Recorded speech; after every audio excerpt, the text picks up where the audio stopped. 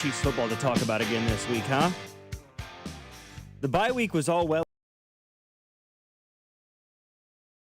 but it's time to get back into it. Time to talk about the Kansas City Chiefs, and we're going to do that over the next 3 hours here on After Hours, 96.5 The Fan. Logan Weber alongside my producer tonight, Chris Uno-Cero. Our text line number, 913-586-7965. No guests lined up for tonight's program, so feel free to get involved with the show as much as possible because there is a lot to talk about. And let's start with the big news of the week. We've got Chiefs football again. A Week 11 matchup against an AFC West rival in the Denver Broncos. Road game for the Chiefs, and frankly, away from home has not been their friend. These are two teams at two very different sides of the game of football when it comes to how successful the Broncos have been at home this year, how unsuccessful the Chiefs have been on the road. They are 1-3 away from Arrowhead Stadium. Meanwhile, the Broncos are undefeated. They're 5-0 at Mile High. Right now, the Chiefs are actually a 3.5-point favorite in this football game. And, you know, on the surface, you look at the records of these two teams if you don't follow the National Football League, and you think, well, the Chiefs are 5-4, the Broncos are 8-2, and they're the home team. Why are the Chiefs favored to win this game? Well, the Broncos are, and let's kind of say it like it is here a little bit, and I will preface it by saying it's very similar to the Kansas City Chiefs a season ago. This team has found ways to win ugly all year long. You look at the wins they have this year. A home victory against the Titans by 8, right? They blew out the Bengals in week 4. That was after Joe Burrow got hurt and they were rolling with Jake Browning, and this offense was at a completely different spot for Cincinnati. They beat the Eagles on the road by 4 points. I think as we've seen the season progress, the Eagles are not the world beater that many thought that they would be coming off of a Super Bowl win. They won an ugly game internationally against the Jets by 2. They needed to score, what'd they score, 33 points in that fourth quarter against the Giants to come back and win that game by 1 point. They scored all of their points in that fourth quarter to come back and win. They got a dominant 20-point victory against the Cowboys, but then they beat the Texans by 3, and they beat the Raiders by 3. This offense for the Denver Broncos is not world-beating by any means. I think that it is entirely fair to say that we've seen Bo Nix take a little bit of a step back from how he played his rookie year. You know, they are, as of this moment, sort of middling in terms of total yardage, 334 a game, 206 through the air. They average 128 yards on the ground, which is actually the better of their two stats. And so far this season, they are scoring 23.5 points a game, which is in the bottom half of the league. And you look at, okay, the 33 points that they put up against the Giants and the 44 that they put up against the Cowboys as kind of outlier games for this team. You take away those two matchups, this Broncos offense is barely sputtering at 20 points per game offensively. Bo Nix so far this season, 18 touchdowns to 8 picks. You know, that's only 1 more touchdown than Mahomes and 3 more picks. They have run with J.K. Dobbins as their starting running back, but he's dealing with a little bit of an injury concern. Not that that's entirely shocking. That's kind of been the moniker of J.K. Dobbins' entire career, has been marred by injuries. You look at this Broncos, the reason why they're 8-2 is because of their defense, without question. Yeah, they're a defensive football team. And the big thing for them is, can they just get enough offense to win every game? And it's, 8-2, you've won 80% of your games, and a lot of that has to do with the fact that you have been able to get enough offense. And, not only that, but it's not like you're playing the greatest of teams this year. You have lost to probably the 2 best teams you've played if you're the Broncos. But I think the biggest thing about them is that if their defense is taking a step back because Pat Surtain's injury, if they cannot rely on their defense to go out and keep them in a game, they definitely can't rely on their offense to do that for them. And I think that's kind of where an opening comes with the Chiefs. I feel like it pretty much goes without saying. The biggest storyline of this football game is going to be the Chiefs' offensive line against the Denver Broncos' defensive line. The Broncos have the best pass rush in the National Football League, and it's not particularly close. There are 4 teams in the NFL right now that have 30 or more sacks as a team this season.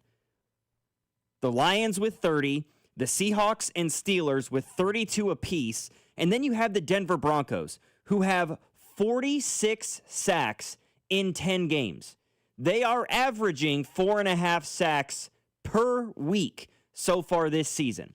And you're right. You mentioned the injury to Pat Surtain. That certainly throws a wrench into what they want to do in their secondary. I think that Riley Moss has kind of taken a jump coming into now, I believe it's year 3 for him in Denver, and he's been pretty good. But when you don't have arguably the best cover corner in football playing opposite you, it puts a little bit more pressure on you to be the main shutdown guy in the system. And for Denver's defense, it's very helpful when you've got Surtain on one side of the field, because more or less shuts down one side of the field. He's so good in man-to-man and through zone coverage, and a lot of times quarterbacks just don't want to throw it to his half of the field or his third or quarter of the field. So it puts more pressure on a guy like Riley Moss, who now has to be a little bit more of that guy and kind of take another step forward and take on the reins of being the number 1 corner for this Broncos team. If this Chiefs offensive line gives Mahomes enough time to throw the football, I think you can have some level of success in this game. I don't know what the injury situation looks like for Isaiah Pacheco. Andy Reid spoke today. It didn't sound uber confident that he was going to be able to go on Sunday. And even with Pacheco, it's not like this Chiefs ground game is scaring anybody. Yeah, I think you're right about like the big key matchup is Chiefs O-line and their pass rush. Just because like when you are missing your best coverage player on the, in the case of Pat Surtain, it kind of changes up how you can defend the Chiefs. Because like one of the things about a lot of teams who have good secondaries like to do against the Chiefs, they like to play a lot of man coverage. Can't really do that if you're missing Surtain because, like Jahdae Barron's rookie, and I don't think Moss is very good at man coverage.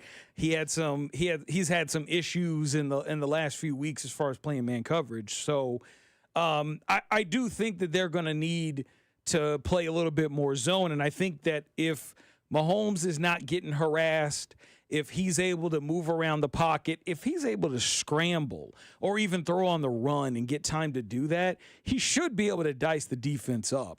But, like the biggest problem that he's had when teams have been able to kind of bottle him up, like we saw against the Chargers, and then we saw when they played against the Bills, like those teams did a really good job of keeping their passing lane integrity and not really allowing Mahomes to kind of leak out through the B gap and buy time with his legs and get something going down the field, which he loves to do.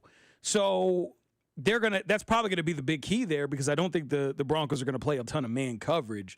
I mean, unless they just feel that good about their receiving core, but I assume that they're probably going to play a little bit more zone because you don't have Surtain. Yeah, when you look around and you see that, in years past, even with the injury to Surtain, you could justify playing man defense against the Kansas City Chiefs when the top weapons were at certain points, guys like Juju Smith-Schuster and Marquez Valdez-Scantling, and you were honestly only fearful of what Travis Kelce was going to do in this offense. But since Rashee Rice has come back from the suspension and the injury, he's been outstanding. And Xavier Worthy, I'm looking for the Chiefs to try to get him more involved this week because, he came back from after missing that game in week 2 and week 3 and looked like he didn't really miss a beat. He was really effective in that game, but really, since Rashee Rice came back, you've seen his usage dwindle. Not that that's any level of surprise, because Rashee Rice at this stage is probably the better and more consistent player. However, when you have a weapon of the caliber speed-wise of an Xavier Worthy and you're not using him, I feel like there's opportunities with those guys out on the field, and the way that Travis Kelce has picked up his pace, especially since Rashee Rice came back. You have so many weapons on this Chiefs offense now in terms of the skill positions and the wide receivers that playing man-to-man can be tough, because when you're out your number one corner, then you're relying on cornerback 3, cornerback 4, potentially a cornerback 5, having to go man-to-man with somebody like an Xavier Worthy or a Juju Smith-Schuster or a Hollywood Brown out of the slot. And that's a lot of pressure to put on somebody, because the caliber of receiver the Chiefs have now is far outweighing what it had 2 seasons ago and even last season after the injury to Rashee Rice. Yeah, I think the reason why Xavier doesn't get as much usage is because teams are playing more zone. Mm-hmm. Teams are just playing deep coverage and say, hey, everything underneath, you got to kill us through, death by 1,000 cuts. And the Chiefs are, I think, they're more than comfortable doing that. That's the reason why Kelce has been so good since Worthy came back. It's the reason why Rashee Rice has been so good since he came back, because everyone's playing zone and those guys kill zone. When Worthy came back and was immediately an impact guy, everybody was playing man coverage. Yep. Like when they played the Ravens, they had Marlon Humphreys one-on-one against him. And what happened? He beat him over the top, and then the Ravens switched to zone coverage. So that's really going to be, I think, one of the biggest keys in this matchup is if they're going to continue to run, if teams are going to continue to run zone against the Chiefs because they don't want Tyquan Thornton, they don't want Xavier Worthy to beat them over the top, then it is going to be on Kelce and Rashee Rice to go out there and make plays. It is going to be on Brashard Smith to make plays, which hopefully, I hope this week they don't make the mistake that they made against the Bills, and they put Kareem Hunt out there and say, hey, Kareem, you're going to be the one to lead our backfield. And Kareem can't do the same things that he used to be able to do. I want to see them give some more usage to the younger, faster, more agile back in Brashard Smith. So I think there's some game plan issues they had against the Bills, and I think that they can correct those, and they can be able to take advantage of some of the issues that the Broncos could present. Yeah, because if you watch tape on this Broncos defense, they're so successful at getting to the quarterback that it can sometimes hurt them in the run game, right? When you are so one-track minded on your pass rush ability as a defense and as a front four, sometimes you can lose gap integrity when it comes to the running game. You're trying to get north and south and get upfield so quickly to try to beat your man in a passing situation where if you're the Chiefs, you could see some success on first down in 10 plays or a 2nd and 7 if you decide to do that. Those first and second and long sets that you might be able to surprise this Broncos defense, because they try to get uphill with such focus, because it is what they are best at as a defense, is getting to the quarterback, making life difficult for them, and ultimately generating sacks and pressures and hits and forced fumbles, things of that nature. It's going to be a fascinating game. I mean, a Chiefs offensive line that on paper is really good, but unfortunately is coming off of its worst performance of the year. Sounds like they are a little bit more healthy. Josh Simmons is back in the building. We'll discuss that whole situation and what it looks like right now. Absolutely. But on the flip side, the strength of the Kansas City Chiefs is not on their defensive line on that side of the football. And frankly, that is the strength of the Denver Broncos offense. I mean, I hate Pro Football Focus with a passion. I've talked about it ad nauseum on this show, especially after they rated Geno Smith higher than Mahomes in that Chiefs-Raiders game. But right now, Pro Football Focus has the Denver Broncos as the best offensive line unit in the National Football League, which is not ideal if you're the Kansas City Chiefs, because you're a team that already struggles mightily when it comes to quarterback sacks and generating pressures and hits from your front four. I mean, I would venture to throw out that over half of the Chiefs' quarterback sacks this year, at least 10 of their 20, have come with some sort of a pressure. At least they sent at least an extra guy. I can't picture in my head any time that the Chiefs got to the quarterback with just rushing their front four outside of that Omar Norman lot more or less clothesline on Jalen Hurts in that Week 2 game against the Eagles. I'm pretty sure Chris Jones' sack against Commanders, they didn't send a blitz on that one. But they do have to send a lot of extra pressure on a lot of their sacks. So you are right in that regard. They generate pressure. They just don't get to the quarterback. Yeah. And you like that. It's fine when you've got the coverage on the back end doing their part, so that you're not creating a lot of easy lanes for the quarterback to get the ball out to.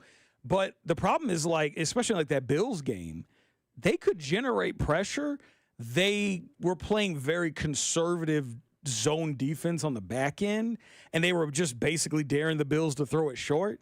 And Josh Allen had no problem throwing it short. He had no problem. Oh, I'll hit Dalton Kincaid. I'll hit Dawson Knox. I'll hit James Cook. He had no problem doing that. And so it really kind of completely washed away all of what made, and maybe that was by design, so they could, so that the Bills were kind of guessing what happened should they play in the playoffs. But it was like a really surprisingly conservative defense from Spags. And I just don't know if, like, that's the best idea when you're sitting in a position where you're 5-4 and you're not really in the playoffs right now, and you're trying to fight for your division. You're playing from behind in your division. Yeah. So this week I'd like to see them be a little bit more aggressive in doing what they like to do, as far as sending extra blitzes, play more man coverage, send some exotic blitzes here and there, especially with like DBs, and basically challenge Bo Nix, because I think Bo Nix, he looks like food out there. Yeah. Especially that last game against the Raiders. Like, that's not a good Raiders defense. And he looked terrible against that defense. And if that's how you're going to look playing against a bad defense, I think as a coach in Spags, like, this is a great opportunity for you to go out there and pull some good stuff out of your playbook and really kind of perplex him and put some good stuff on tape for the rest of the year. Yeah, because outside of, I would say, and I understand that Troy Franklin has had a really solid start to his year, especially when it comes to red zone targets and his ability to generate big plays. He's got 5 receiving touchdowns this year. I don't think he strikes fear into a secondary. I mean, really, if there's one guy that you can absolutely circle and say that's somebody we are legitimately concerned about, it's Courtland Sutton.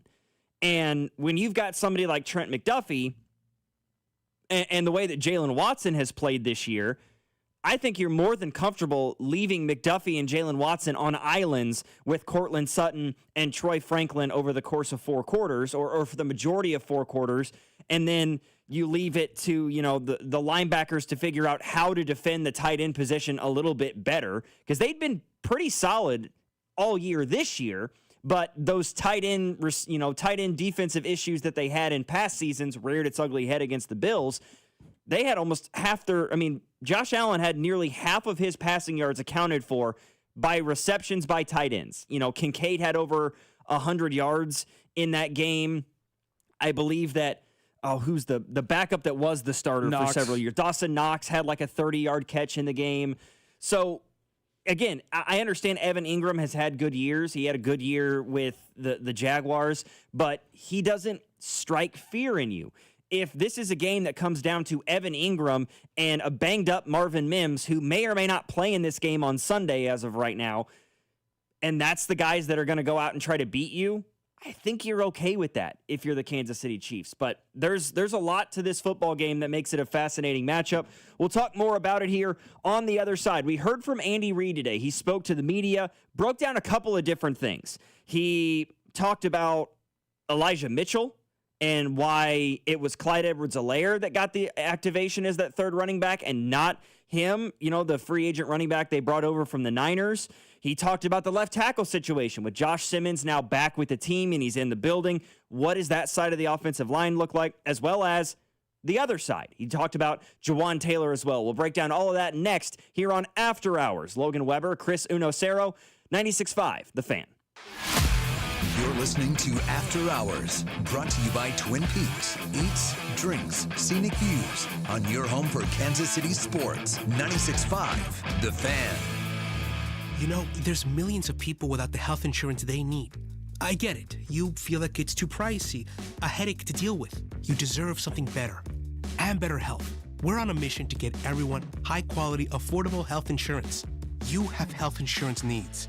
We have plans with low out-of-pocket premiums, with in-network preventive care at no cost to you, and a network of local doctors and hospitals. So if you're still shopping for health insurance, go to ambetterhealth.com/enroll to get your free, no-obligation quote. That's ambetterhealth.com/enroll. For coverage to start January 1st, you must enroll by December 15th. Find the plan that's right for you right now. ambetterhealth.com/enroll. Ambetter Health, on a mission for better. Ambetter Health is the brand name for health insurance products underwritten by subsidiaries of Centene Corporation. Go to ambetterhealth.com to see offerings in your state. This is a solicitation for insurance. Hi there, I'm Charlie. And I'm Carter. Our dad is Rex with Rex Buys KC. If you're thinking about selling a home in Kansas City and don't know where to start, our dad can help. Sometimes life throws curveballs, like moving for a new job, dealing with a divorce, or inheriting a house you weren't expecting. Dad doesn't just make offers, he talks with people to help them understand all of their options. No pressure, and it doesn't cost anything to talk with his team. He's a local home buyer who really knows Kansas City. If selling to him is the right choice, he'll give you a fair cash offer, and you can close on your timeline even in as little as 7 days. He buys homes in any condition. No need for repairs, no fees, no surprises. Just an honest, easy process so you feel good about your decision. Want to talk to him? Call 816-330-6000 or go to rexbuyskc.com. Rex Buys KC, helping people make smart choices one home at a time. Feeling lucky? Then Saturday, November 29th is your night, because luck is alive at Harrah's Kansas City during the night of 101 winners. We're handing out a massive $120,000 in free play and cash. That's $1,000 every 5 minutes. 101 winners, and you could be one of them. Want to stack the odds? Play on Wednesdays in November and earn 10 times the entries for even more chances to strike it lucky. Only at Harrah's Kansas City, where winners are made. 21 or older to gamble. Know when to stop before you start. Gambling problem? Call 1-800-GAMBLER. Having unexpected car trouble or just in a car accident? Call Jay Southland Tow Service, 816-779-4869 or southlandtow.com. Use the tow service trusted by most local police departments. They can do it all. Be in the know and call Jay's Southland Tow. You think you understand how this business works, but you don't. Landman, TV's biggest phenomenon, returns to Paramount Plus. From Taylor Sheridan, co-creator of Yellowstone, starring Billy Bob Thornton. You have to know the rules of the game and bend them, and you really have to know them to break them. Demi Moore. I want success. Get it for me. Andy Garcia, Ali Larder, and Sam Elliott. You don't even know the game you're playing, do you? Landman, new season, streaming November 16th, only on Paramount Plus. eBay has reinvented vehicle buying. From click to curb, everything's covered. Ever try to buy a car online and end up in a parking lot with a stranger and some blind trust? That era is over. Now with Secure Purchase, eBay isn't just where you find your car. It's where you buy it, start to finish. Title, financing, registration, delivery, it's all built in. This is the modern way to buy your next ride on eBay. eBay. Things people love. Secure Purchase is powered by Caramel Dealer Services, LLC, an eBay subsidiary. Tonight, expect mostly clear skies with a low of 30. Weather brought to you by Staples. Have an easy holiday at Staples. Save on top tech and gaming gifts, shipping supplies and services to get your packages there safely, even custom cards and wrapping paper. Staples. That was easy. Did you know we have an Instagram channel? MVP Monday, Chiefs Take Tuesday, Best Bets, Fantasy Football Advice, and real-time updates during Chiefs games. Get behind-the-scenes content from all the guys on a daily basis. It's exactly why Instagram was created, to look at a bunch of 30-year-old dudes giving sports opinions. Kansas City's FM sports station, and your home for Kansas City sports. 96.5, The Fan.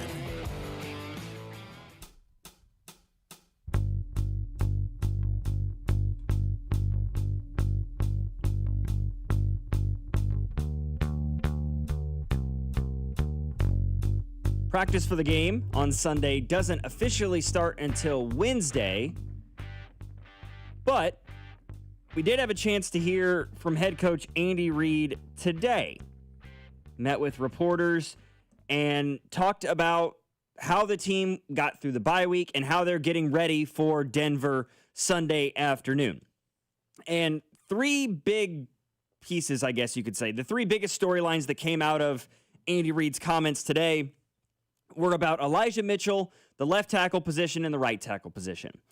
Of course, it came as a bit of a surprise to many Chiefs fans, I would say myself included, when the Chiefs announced that Isaiah Pacheco was not going to be ready to go for the game against Buffalo, and that instead of free agent running back Elijah Mitchell, who they signed this offseason from San Francisco, being the third running back, it would be former Chiefs first-round pick Clyde Edwards-Helaire.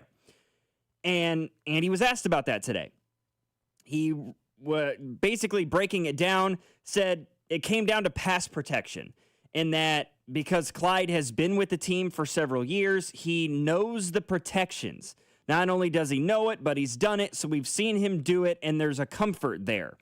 It's not that Elijah doesn't. It's that he's, said Elijah Mitchell's a very sharp kid, but that we've seen our guy do it.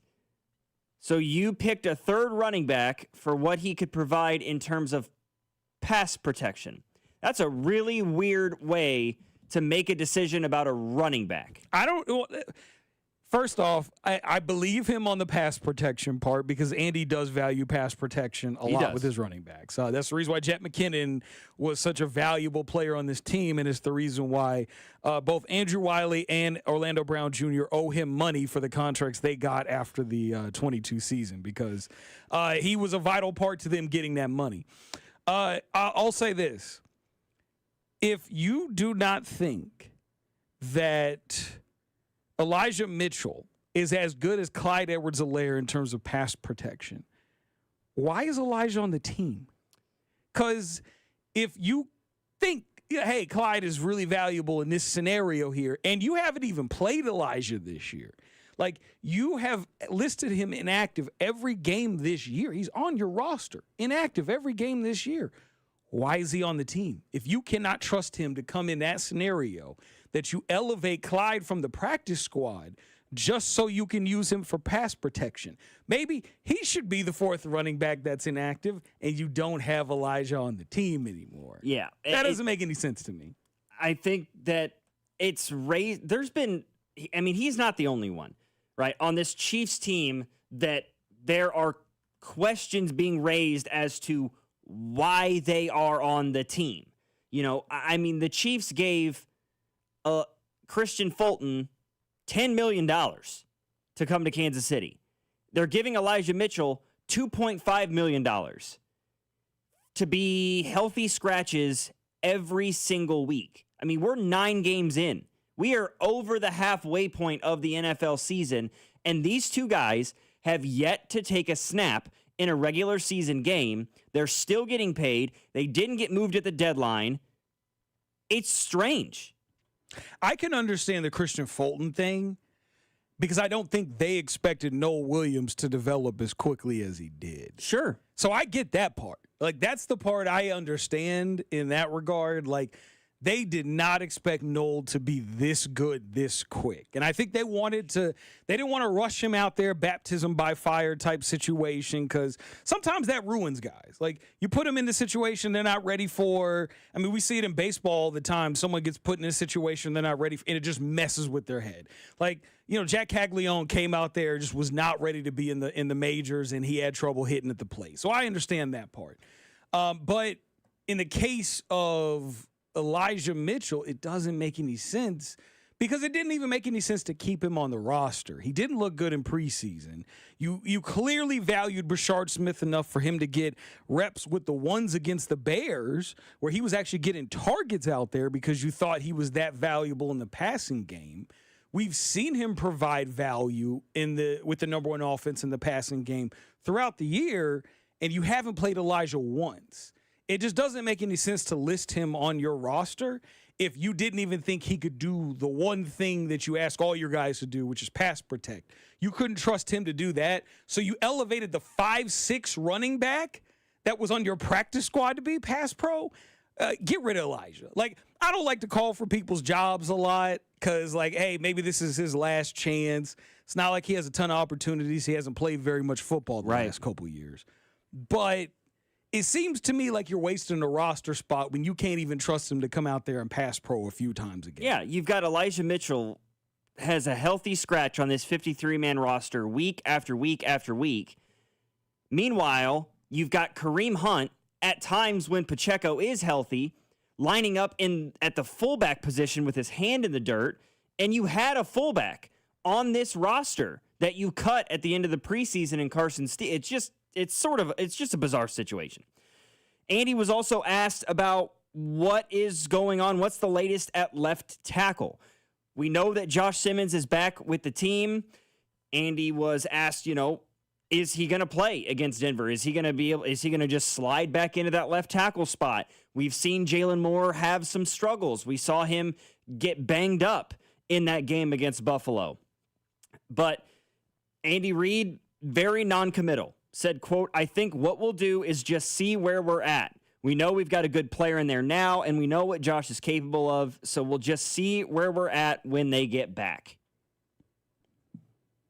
Said a whole lot without saying anything at all. I think this is a competitive, we don't want to give away could be until the last minute type. Right, yeah, you gotta try to scout, you got to watch film on two different left tackles to see what their tendencies are, I guess. I don't think they're watching film. I just think they're trying to make sure that Josh is in good shape. No, I was saying for the Broncos, maybe. Yeah, I mean, look, I think that's part of it is, hey, we want to, but more so than anything, I think they want to make sure they're not putting him in a situation where he's not. Like, they want to make sure he's in good shape, which I would assume he is. Supposedly, he's been keeping in good shape. He came back last week after the Buffalo loss.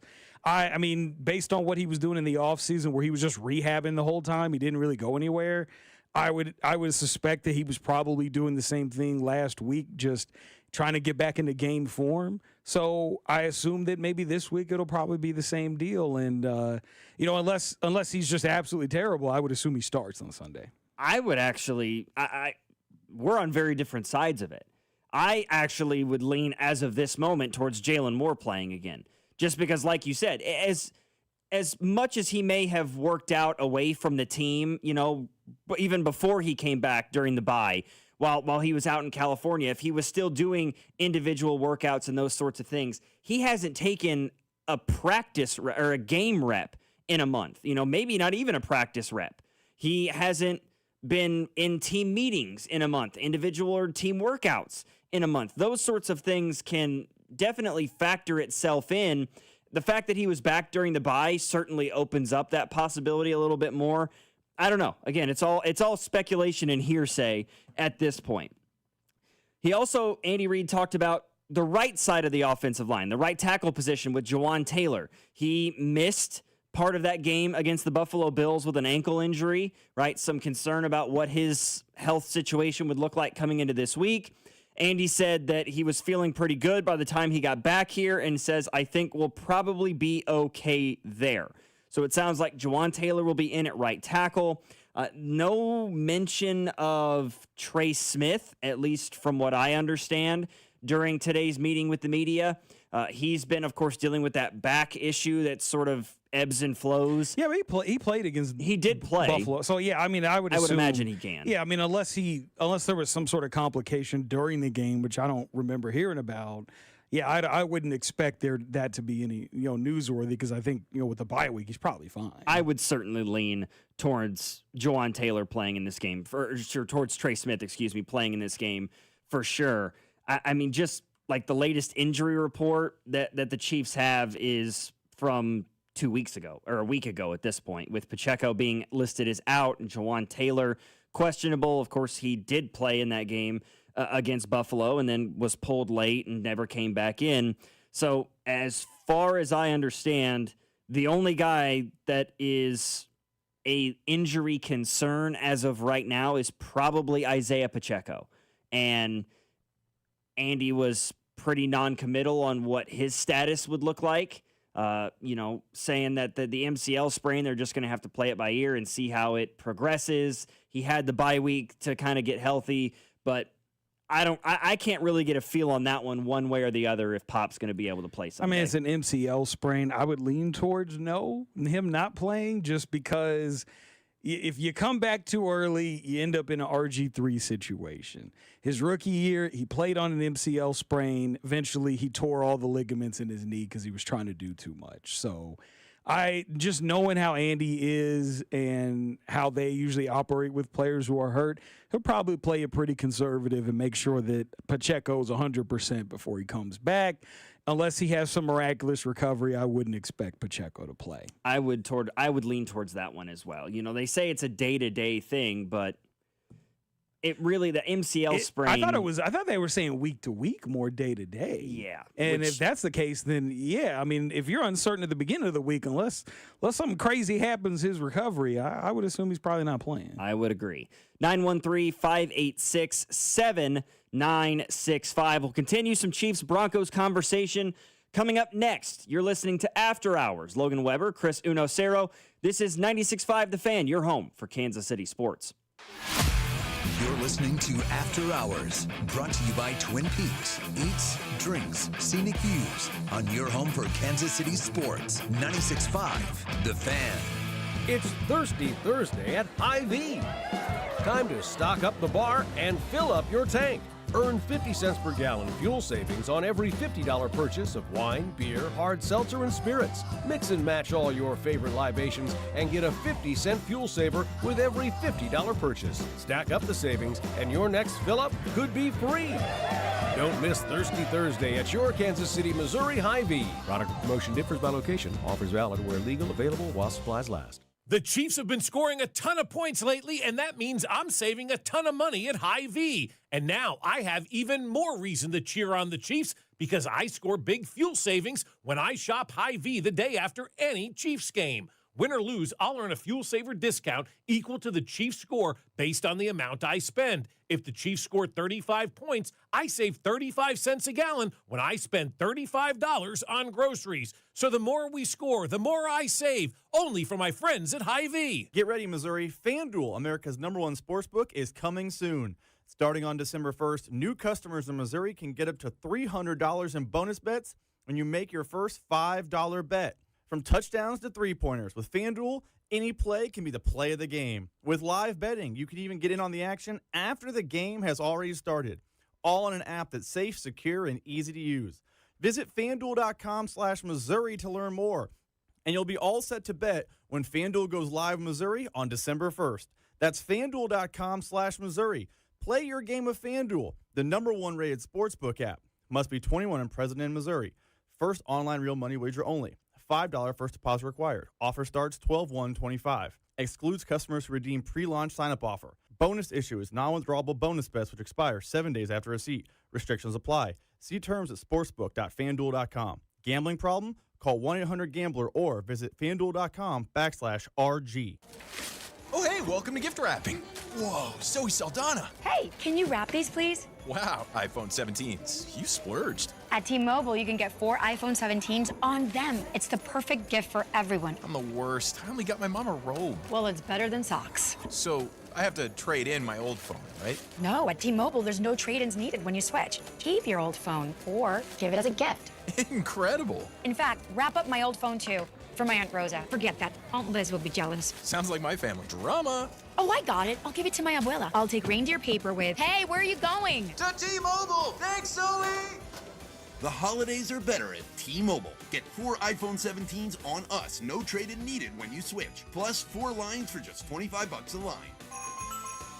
With 24 monthly bill credits and 4 eligible port-ins on essentials for well-qualified customers. Auto pay plus taxes, fees, and $35 device connection charge. Credits end and balance due if you pay off early or cancel. Contact us. Finance agreement 256 gigabytes, $830 required. Visit T-Mobile.com. This is the story of the one. As a maintenance supervisor at a manufacturing facility, he knows keeping the line up and running is a top priority.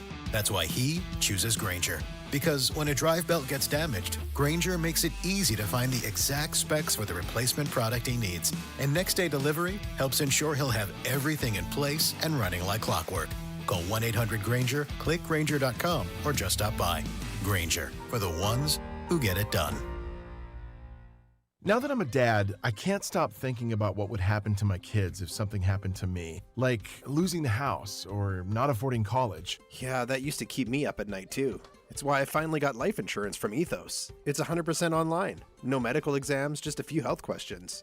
I got $2 million in coverage for around $2 a day. I never realized it was that simple. Get your free quote at ethos.com/game. That's ethos.com/game. Rates may vary. Bill monthly. Sample rate 10-year term life policy for a 35-year-old healthy non-smoking male.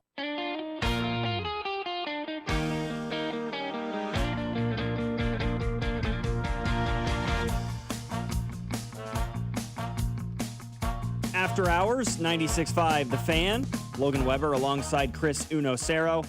Our text line, 913-586-7965. I have some questions to ask about this game on Sunday against the Denver Broncos. And they're pretty boilerplate answers. Number one is, what would a win mean for this Kansas City Chiefs team? Number two, what does a loss mean? And number three, is this Chiefs football team, as it's currently constructed right now, we're on the other side of the trade deadline, Chiefs made no moves. Is this team right now, the way it stands, good enough for the expectations that were placed upon it at the start of this season? And that expectation was get back to another Super Bowl and win it. What would a win mean for this Chiefs team? Well, pretty simple. You stay above 500. You get to 6-4. That is likely good enough to put you back in that top 7 for a playoff seeding right now. The Chiefs, as of this moment, are sitting in 8th. They are in a tie with the Jacksonville Jaguars. However, Jacksonville owns the head-to-head victory.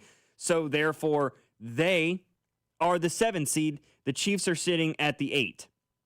So a win puts you at 6-4. That puts pressure on Jacksonville to have to win on Sunday or, continue to win and try to keep you down. That loss also puts you back within a game of the division lead. Broncos would fall to 8-3. Even a Chargers win puts them at 8-3. So the Chiefs are only a game and a half back as things sit right now. What would a loss mean for the Kansas City Chiefs? Well, first and foremost, a loss could very well kill your chances of winning the division. I wouldn't even say I believe it would absolutely dismantle your chances of winning the division. At 5-5, Denver sitting at 9-2 with 6 games left on their schedule. Yes, I know that one of those is against the Chiefs, but you'd have to hope basically that the Broncos have a losing record for the remainder of the season in order for you to have an outside shot at winning the division. And then you're still battling it out with a Chargers team that you already lost to in week 1. So you'd need to beat both the Broncos and the Chargers the second time around, have success in the last 4 remaining games on your schedule, and get some help. Feels like a lot to ask for if you're a Chiefs fan right now. I'm not saying that a loss would kill their playoff chances, but it would certainly be a big brunt against those as well, and I think more or less kills their ability to win the AFC West. Yeah, if they lose, I don't think we should talk about the West anymore. No. I at this point now, it's just make it into the tournament and you're fine. A win, and now you still got to do some catching up because, the Broncos would be 8-3 and you'd be 6-4. So you still would have work to do, but you would still have another matchup against them. You still got another matchup against the Chargers as well. And you still have some other matchups that I think kind of work out favorably for you the rest of the way. So, really, you kind of look at this scenario, and if they're able to get a win on Sunday, you build some confidence up. It could be kind of like what happened in the 2019 season where, that year they were at that point after they lost to the Titans. Things were looking a little dicey for them as far as, okay, is this team going to be a playoff team even? And then they went on a run. They won 6 straight games. And, they didn't look back, go to the playoffs, 3 comeback wins, you win a Super Bowl. So I think it's important for them now is you got to catch fire. you really can't afford to lose any more games. Not only, just from a divisional standpoint, but just being in the right mindset, momentum-wise, going into the playoffs. Because, the playoffs is not generally about, like, who was the best all year. It's about who's the hottest going into the tournament. And the Chiefs, this is the time where you get hot. Like, it's now, we're almost in mid-November. You don't have that much time left. Like, now's the time you got to pick up some heat. You got, what do you got, 8 games left on the season? Yeah. So now's the time where you got to figure it out. And, you're not going to get a whole lot of more opportunities to make mistakes. So, yeah, it's imperative now for the Chiefs to catch fire, take care of the teams that they got in their division. You got 2 against the Broncos, 1 each against the Raiders and the Chargers. Take care of business with those games. The Broncos and Chargers haven't proven that they can keep up with you as far as winning the division goes. So you know that you can take advantage of that because you've been in this position before. Just go take care of business the second half of the year. The way that the AFC looks right now, I'm comfortable saying 10 wins will get you into the playoffs. You look at the 7 seed right now is the Jacksonville Jaguars, and they started 4-1, and they have really sputtered since. Even with the addition of Jacoby Myers at the trade deadline, I don't think it's enough to move the needle. Was that a major move? It wasn't. It wasn't. Not enough to move the needle for Jacksonville. I mean, with their top 2, he's at best their 3rd receiver. Right. And Parker Washington was better than him this weekend. Yes. So. And you look at below the Chiefs, who are sitting at 8 right now. The Texans are 4-5. You've got a matchup against them on your schedule. You've got the Ravens at 4-5. You've got a head-to-head victory against them already.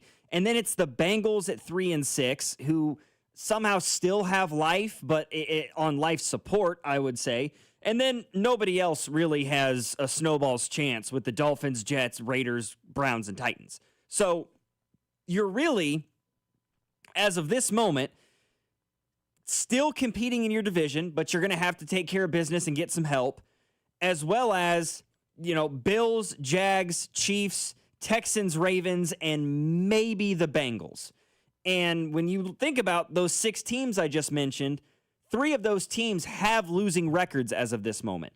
And you've already beaten one of them head-to-head in the form of the Baltimore Ravens.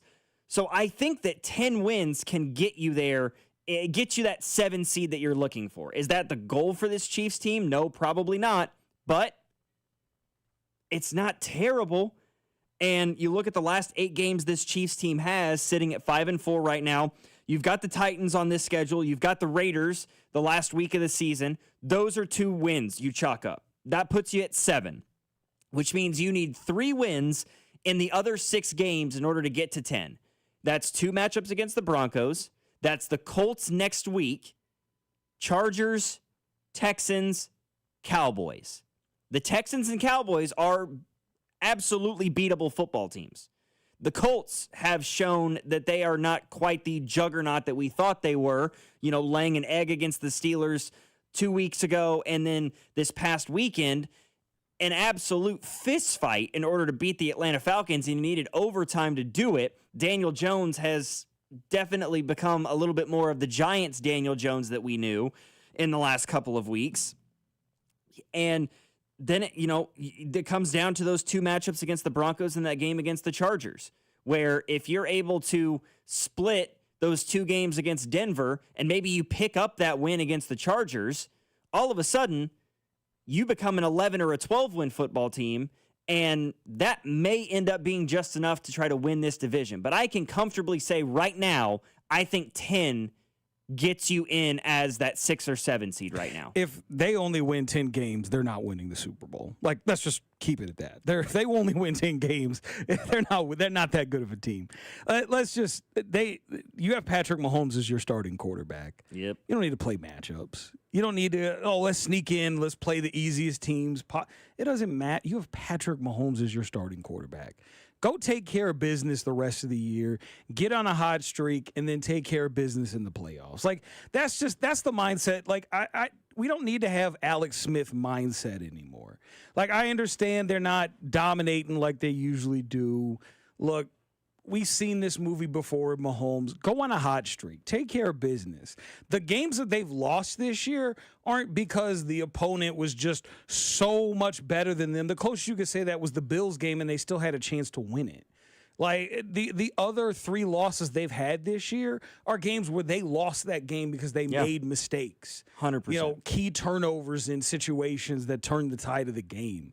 So I'm not sitting around well, they get to 10. No. You have Patrick Mahomes as your starting quarterback. Hey, it shouldn't be the goal ever. Take care of business. Yeah. You have the coach. You have the quarterback. You have talent sprinkled all throughout your roster. You need to go out there and take care of business. That's what it comes down to. I hope this bye week was exactly what they needed, but we'll have to wait and see. Oh yeah, I hope they go out there and they're able to get their mind right. They got the bye week in the middle of the year. Go take care of business. They're better than everybody that they play on the rest of their schedule. Mm-hmm. So just go out there and take care of business. Simple as that. Do what you have to do. Yeah, you mentioned, a Super Bowl for this Chiefs team. 10 wins. It doesn't give you a lot of confidence that they can go win a Lombardi or get to a Super Bowl for a chance to hoist that trophy. The one question we didn't get a chance to answer is this Chiefs team good enough to do that as it's currently constructed after they made no moves at the trade deadline? We'll come back and answer that one to close out hour number 1 of After Hours. Logan Weber, Chris Unocero. Our text line, 913-586-7965. You're listening to 96.5 The Fan, your home for Kansas City sports. You're listening to After Hours, brought to you by Twin Peaks. Eats, drinks, scenic views on your home for Kansas City sports. 96.5 The Fan. Hey, Zach, are you smiling at my gorgeous canyon view? No, Donald. I'm smiling because I've got something I want to tell the whole world. Well, do it. Shout it out. T-Mobile's got home internet. Whoa, I love that echo. T-Mobile's got home internet. How much is it? Look at that, Zach. We got the neighbors' attention. Just $35 a month. And you love a great deal, Denise. Plus, they've got a 5-year price guarantee. That's 5 whole trips around the sun. I'm switching. Me too. Yes, T-Mobile home internet for the neighborhood. Donald, you still haven't returned my weed whacker. Carl, don't you embarrass me like this, please. What's everyone yelling about? T-Mobile's got home internet. And Donald's got my weed whacker. Yes, T-Mobile's got home internet. Just $35 a month with auto pay and any voice line. And it's guaranteed for 5 years.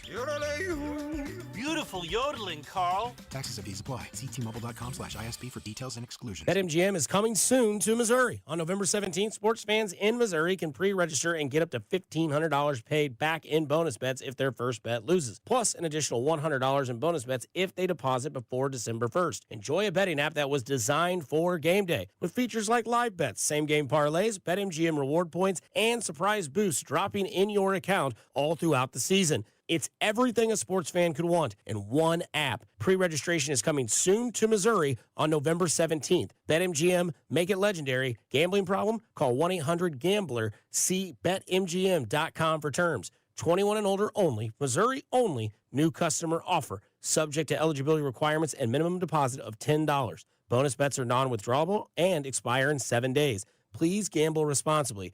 Pending BetMGM's licensure as a mobile sports wagering operator with the Missouri Gambling Commission register for a Missouri online sports wagering account 1117. BetMGM's insurance of welcome offer is conditional on full license. Hey, Chiefs fans, Crown Royal is the official whiskey of the Kansas City Chiefs. And this season, it's not game day without the generous spirit of Crown Royal. Whether you're at the tailgate, in the stands, or watching from home, Crown Royal is the reason and the reward for coming together. Grab a glass with the Crown Royal rig at a stadium near you, because we'll be sharing the generous spirit with fans across the country. Crown Royal, fueling game day with a generous spirit. Visit www.crownroyal.com/Royal Rig for more on the Crown Royal Rig Tour. Please drink responsibly. Calling all Chiefs fans. You could be on the field at the 50 inside GEHA Field for the official coin toss at a Chiefs home game this season. Visit Chiefs.com/GEHA now. Enter to win a chance to be on the field for a once-in-a-lifetime view of the pregame coin toss. Call it in the air. Plus, you can score other exclusive prizes. Enter for a chance to win at Chiefs.com/GEHA. GEHA is a proud partner of the Kansas City Chiefs. I'm Bob Burke, founder and chairman of Burke America Parts Group, a family of brands that includes RepairClinic.com, an appliance and HVAC parts solution company that's grown into an international brand. Before AmericanEagle.com, we partially launched a new technology platform developed by another firm. American Eagle helped take our technology to a whole new level with digital marketing, software development, and business insights into our key markets, appliances, HVAC, and outdoor power equipment, and did so both on time and on budget. AmericanEagle.com has the resources, experience, and talent needed to produce solutions. Our new technology platform, developed by AmericanEagle.com, has produced tremendous results with higher traffic, conversion, engagement, and online revenue. If you have any home repairs you need to take care of, check us out at RepairClinic.com. If you need a world-class website or technology project, then I would highly recommend AmericanEagle.com. Call AmericanEagle.com at 773-NETWORK. That's AmericanEagle.com, 773-NETWORK. I'm worth more. I'm worth a little more. I'm worth a lot more. I completely agree. You are worth more, and your car's worth more, and we want to pay more at GiveMeTheVin.com for good cars, because they are worth more, and so are you. And remember, if I don't beat the price on a CarMax or a Carvana deal, I'll pay you $100. For top price, trust, and ease of transaction, GiveMeTheVin.com, America's best car buyer. Sell us your car. GiveMeTheVin.com. So easy you can do it in your underwear. This is the story of the one.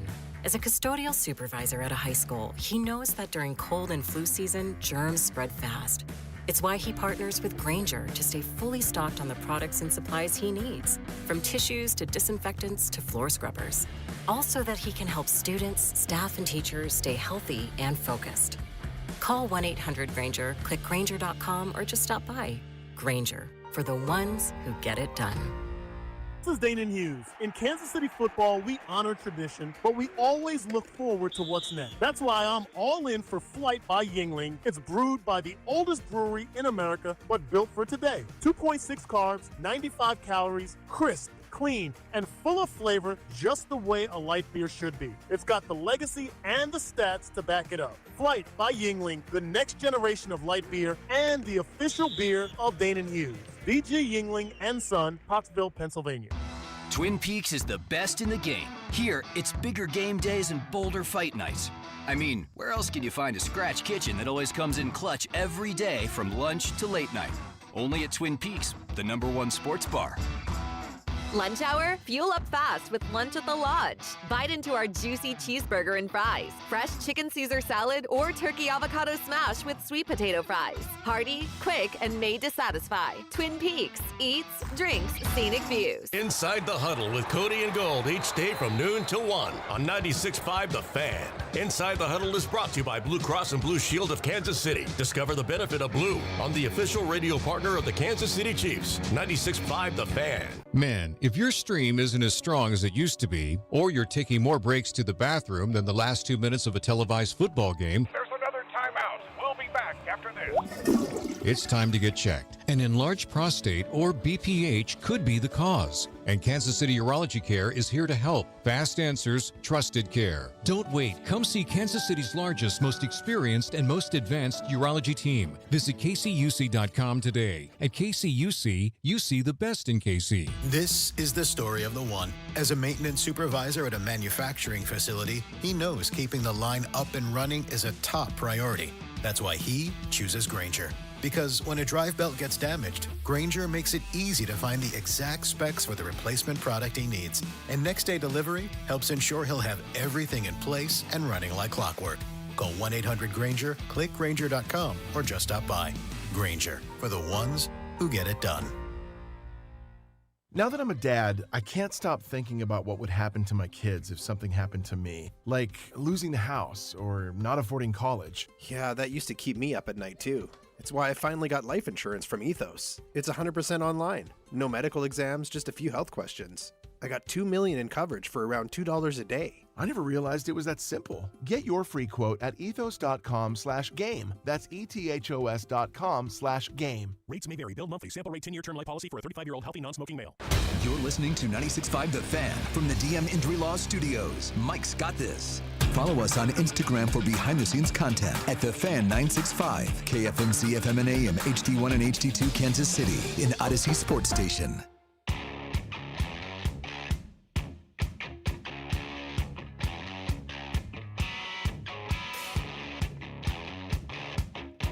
Pretty simple question. Are the Kansas City Chiefs good enough with the way the roster is currently constructed to accomplish their goal, which is to get to a Super Bowl and win it? It's an answer that has gone up and down over the course of the season. I will say, as of right now, yes, I believe they are. I think they've shown that. I think that the league-wide has shown us that this Chiefs team is good enough to win a Super Bowl. This Chiefs team completely controlled a Sunday night game against the Detroit Lions. Beginning to end, the Chiefs controlled that football game. They are talented enough to win a Super Bowl, because I am still of the belief that the Detroit Lions are the best the NFC has to offer in the NFL this year.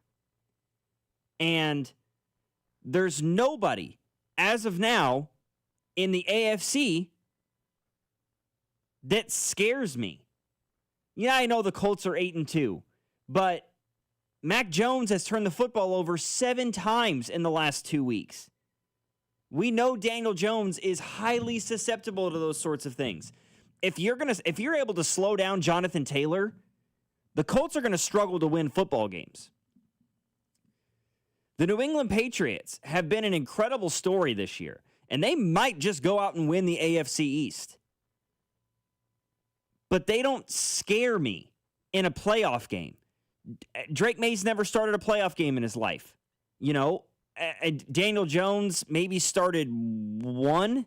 He started one. No, he started two. Giants, no, because they won that wild card game. They beat the Vikings in his first one, and then they got smacked by the Eagles the next week. Yeah. And again, I know that Daniel Jones was a really cool story at the beginning of the year, but he doesn't scare me. The Chiefs played arguably their worst football game of the year against the Buffalo Bills 2 weekends ago, and they still only lost by 7. This team, at its best, can absolutely win a Super Bowl. Do I have a ton of faith in that right now? No, I do not. It's put up or shut up time. You got to prove it to me a little bit more, and with relative consistency, because you looked like it for about 3 weeks. From dominating the Ravens to that big win against the Lions, you blew out the Raiders, you blew out the Commanders, and then you came out 2 weekends ago and laid an egg against Buffalo. You got to do it for more than 3 weeks at a time. That's what I'm staring at right now. But I still think they are good enough to hoist a Lombardi. Look, we have seen multiple teams who are wild card teams go to a Super Bowl, win a Super Bowl. We've seen teams who started out not so great get on a hot run. Like I said, to me, 2019, I think, is a very relevant reference in regards to this team, because 2019, it took them a little bit to kind of find their groove. Obviously, the Mahomes injury happened, but they won 2 out of those 3 games that he missed due to, he was out for 2.5 games, right? Because he did play part of that Broncos game, but they won 2 of those 3 games. So it's like I'm not freaking out about the scenario that they're in, the situation that they're in. The schedule does get a little bit lighter the second half of the year. And like even the teams that are good on your schedule are very beatable. You are playing Bo Nix twice in the second half of the season. And, this is one of the things I talked about at the beginning of the year. I was like, I think people are going to figure out Bo Nix in 2025, because it happens a lot with a lot of quarterbacks, but the system that they run in Denver really isn't that advanced. Sean Payton's offense is a little dated. And so teams are going to start to figure it out, and they're going to have some trouble offensively this year. And, they have. Defensively, they're great. You're not going to play Surtain this Sunday. And that means that the Broncos, I think, are going to have a hard time defending you. Certainly, the pass rush can still get home against the Chiefs, but I think they'll be good enough in the pass rush to be able to make something work there. But yeah, I think they're a team that's capable of winning the Super Bowl. I think when you have a quarterback as great as Patrick Mahomes, if you get into the tournament, unless your team is like constructed like the Bengals, where you have no defense at all, then yeah, that'd be a little tough. But the way that the Chiefs are currently constructed, I think they can win a Super Bowl if they get into the playoffs. Unless they are barely getting in 10-7, everything's falling apart, then no, I don't think that's a Super Bowl team. But, if they go on a nice little run here, maybe they lose like one more game or so, and they get hot going into the playoffs. To me, even if they're not the 1 seed, I think they're the favorite to win it all because you have Patrick Mahomes, and he has proven time and time again that he is practically inevitable in the AFC. And so until someone is able to keep him out of the dance, keep him out of the championship game, keep him out of the Super Bowl more than twice in his career, then I'm not betting against that guy. 913-586-7965 is our number. Got some messages in the text line here. I got an 816 who says that the Chargers owned the Chiefs. Did you watch the same football game everybody else did? The first half, the Chiefs' offense was terrible. In the second half, the Chiefs were the better team, but the deficit was so big they shot themselves in the foot when they had an opportunity to go win that game. They had no running game whatsoever. It took Mahomes a half of football to get going, and you lost that game by 6 in week 1 in Brazil. The Chargers did not own the Chiefs in that football game. And here's the thing about that.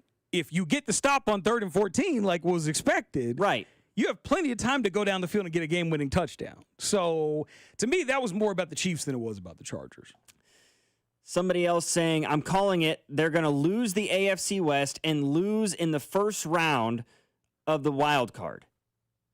I mean, if that's how you feel, that's how you feel. I can't really help you out. You're dead wrong, in my opinion, and history is kind of the earliest that Mahomes has ever been removed from a playoff setting was in overtime of an AFC championship game. And we're going to go out and say he's going to lose in the wild card? I'll believe it when I see it. I think that that's a terrible thing to put your money on for sure. Look at Herbert's stats. He carved us. Yeah. Justin Herbert had a great day. Threw for 318. He had 3 touchdowns in that game. Plays well against the Chiefs. You still only lost by 6. Yeah, Herbert generally plays well against the Chiefs, and he still loses. So that doesn't mean anything. It was a week 1 game, and again, as good as Herbert was, you still only lost by 6 points. This Chargers team is incredibly banged up right now. They had both Najee Harris and Amarian Hampton in that game. They now have neither one of those guys, and they have not been able to find a suitable replacement. Kamani Vidal's been pretty decent. He's been up and down. Pretty good. He had one game. He's not Hampton, but he's not bad. He had one game. Kamani Vidal. I picked him up in my fantasy team, and he had like one solid week and then disappeared again. Hassan Haskins was like supposed to be the guy. Kamani Vidal came out of nowhere. Yeah. I think they're saying that he might be able to go after the bye week. They're saying. Yeah, I think week 13, Hampton, so he should be available for that second game against the Chiefs. This Chargers team is not the same Chargers team. So week 1 games don't count. Nobody's saying they don't count. I'm saying that the team that you saw in week 1 is not going to be the same team you're going to see in week 14. Yeah, I mean, the team that played in week 1 didn't have their 2 best wide receivers. So yeah. So I think we could say that probably wasn't an accurate representation of what the Chiefs are going to be. You had Kingsley Suamataia making his first career start at left guard. Josh Simmons making his first career start at left tackle. We had no experience for guys like Ashton Gelati and Noel Williams, who have become much more a factor inside of this Chiefs defense. So it's a different football team. I think that's a lot to kind of point out. Yes, it's still an L, as this person also pointed out. Absolutely still an L, but it's going to be 2 very different football teams in week 14 compared to what we saw in week 1 in Sao Paulo, Brazil. Continuing to talk about the National Football League, but maybe going a little bit away from this the Chiefs Broncos conversation. It is still somehow Chiefs related a little bit. The big news in the National Football League today, Brian Daboll has been officially fired by the New York Giants. There was a small amount of sentiment across the league that he might be able to hang on because of the sudden excitement surrounding Jackson Dart and Cam Scadaboo until both of those guys took on injuries. Scadaboo, of course, with the leg injury, gruesome, and Jackson Dart, who took a shot to the head and was put in a concussion protocol. So Daboll is now let go and is actually being replaced by Mike Kafka. If you're familiar with that name, it's because he was the quarterback's coach for the Kansas City Chiefs for several years, including 2018 to 2021. His last 2 years with the team, he actually took on the mantle of the passing game coordinator as well. So he's been around for a long time, former Kansas City Chiefs assistant coach, getting the interim head coaching nod with the New York Giants. He's been the offensive coordinator for them since 2022. After he started out his career, I mean, listen to the trajectory of this guy. In 10 years, he's 38 years old. Mike Kafka is. Yeah, I watched him play when he was with the Eagles. Yeah. He had a decent little run. He did. Decent little run. Played in the NFL for parts of 6 seasons from 2010 to 2015. Although Eagles, Cardinals. He's a decent run as a quarterback. Yeah, but it was on active rosters for the Eagles, the Buccaneers, the Vikings, and was on the practice squad for the Patriots, Jags, Titans, and Bengals. So after his NFL career was done, he went back to Northwestern for a year. He was a graduate assistant at Northwestern in 2016, became a quality control coach with the Chiefs the next year, and then became the quarterback's coach in 2018, leapfrogged that into becoming the offensive coordinator for the Giants in 2022, and now is the interim head coach for the Giants in 2015. It took this man 10 years to go from a graduate assistant to, by all intents and purposes, a head coach in the National Football League. That is a meteoric rise for Mike Kafka, interim tag or not. I mean, it helps when you coach under your former head coach in the NFL. Correct. You got an opportunity a lot of guys don't get in that scenario. So, yeah. But he's definitely done a good job at rising up, and I think you could probably, I mean, unless it goes really bad the rest of the year, they might just take the interim tag off and make him the head coach. I mean, there's a couple of things that obviously, just like on the surface, and we don't know, I mean, I guess I can't speak for everybody, but I do not know personally what the mind of Mike Kafka is or what it looks like. He might be an absolute football savant. There's something to be said for how fast he has risen, but like you said, he played for Andy Reid during his time in Philadelphia. He then coached under Andy. So he is a product of the Andy Reid system first and foremost. And we've seen Andy Reid guys go on to become head coaches. Most recent, you have guys like Matt Nagy and John Harbaugh. There is also something to be said for, okay, well, he became the quarterback's coach for the Chiefs in 2018.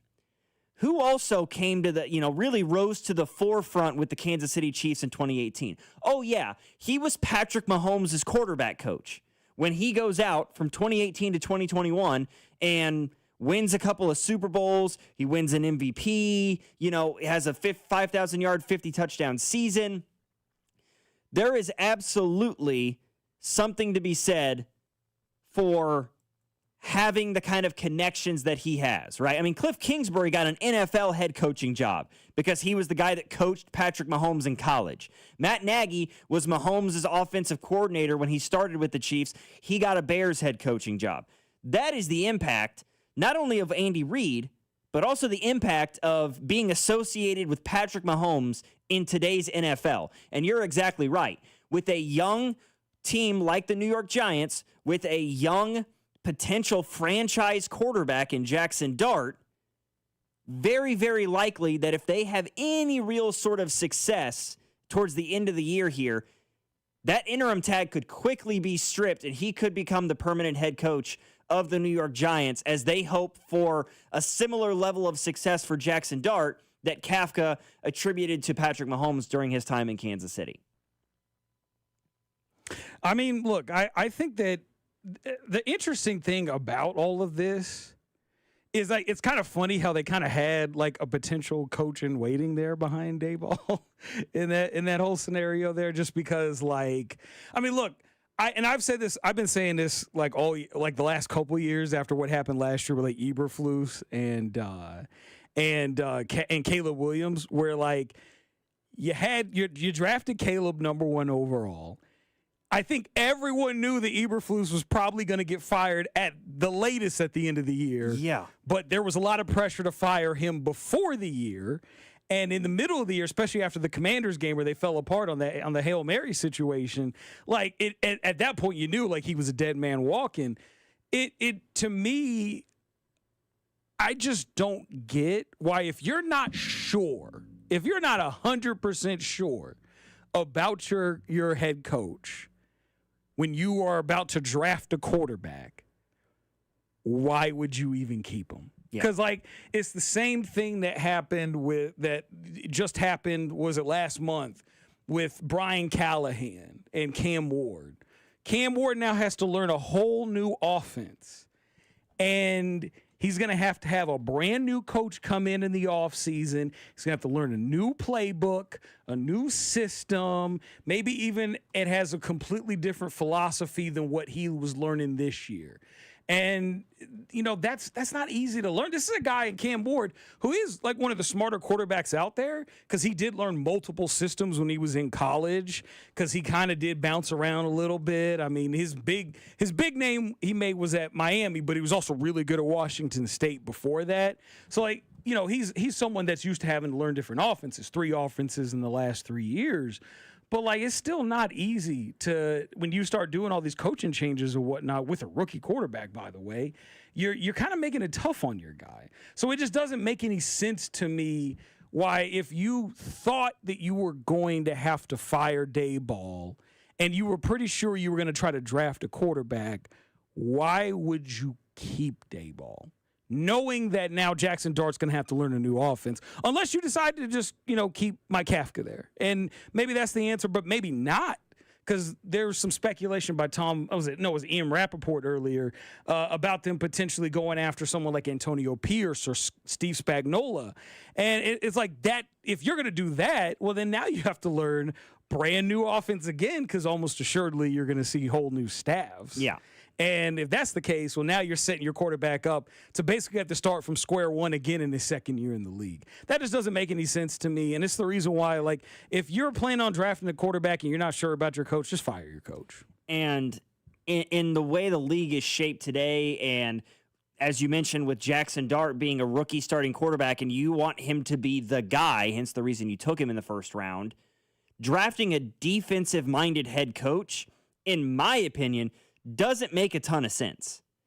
I mean, I got somebody in the text line mentioning, you know, what about like a Cliff Kingsbury with going to the New York Giants? Yeah, maybe, but again, it's a whole new offense that he's going to have to learn, you know, and I don't know if Kingsbury is a NFL head coach. I think he's an offensive coordinator, but I think we kind of saw what he was as a head coach in Arizona. And, you know, Kyler Murray's not great, but still, it was more than just Kyler Murray that was wrong in Arizona. So I don't know if Cliff is an NFL head coach. I think he's a great offensive coordinator. Head coach, I don't know about that. I would agree. And you, I mean, like you throw out Antonio Pierce. I'm not sure Antonio Pierce is an NFL head coach either. I think it's nice if he's like your assistant head coach. Right. If it's good if he's like a positional coach, or maybe even your DC. I don't know. I don't think we've ever really gotten to see him in a great position as a DC. But maybe he could be a great DC. I think he's a great leader of men. You know, he was when he played for the Giants. But yeah, I don't think he's a head coach. And he was great when when he was the interim guy. Yeah, he was with awesome the Raiders. as an interim coach. Yeah, they loved him. But as soon as they gave him the full-time tag, he didn't even last a full season before they ultimately let him go. So I'm not entirely. It's going to be a fascinating story to watch as to where the Giants elect to go. I have to imagine it's going to be an offensive-minded head coach.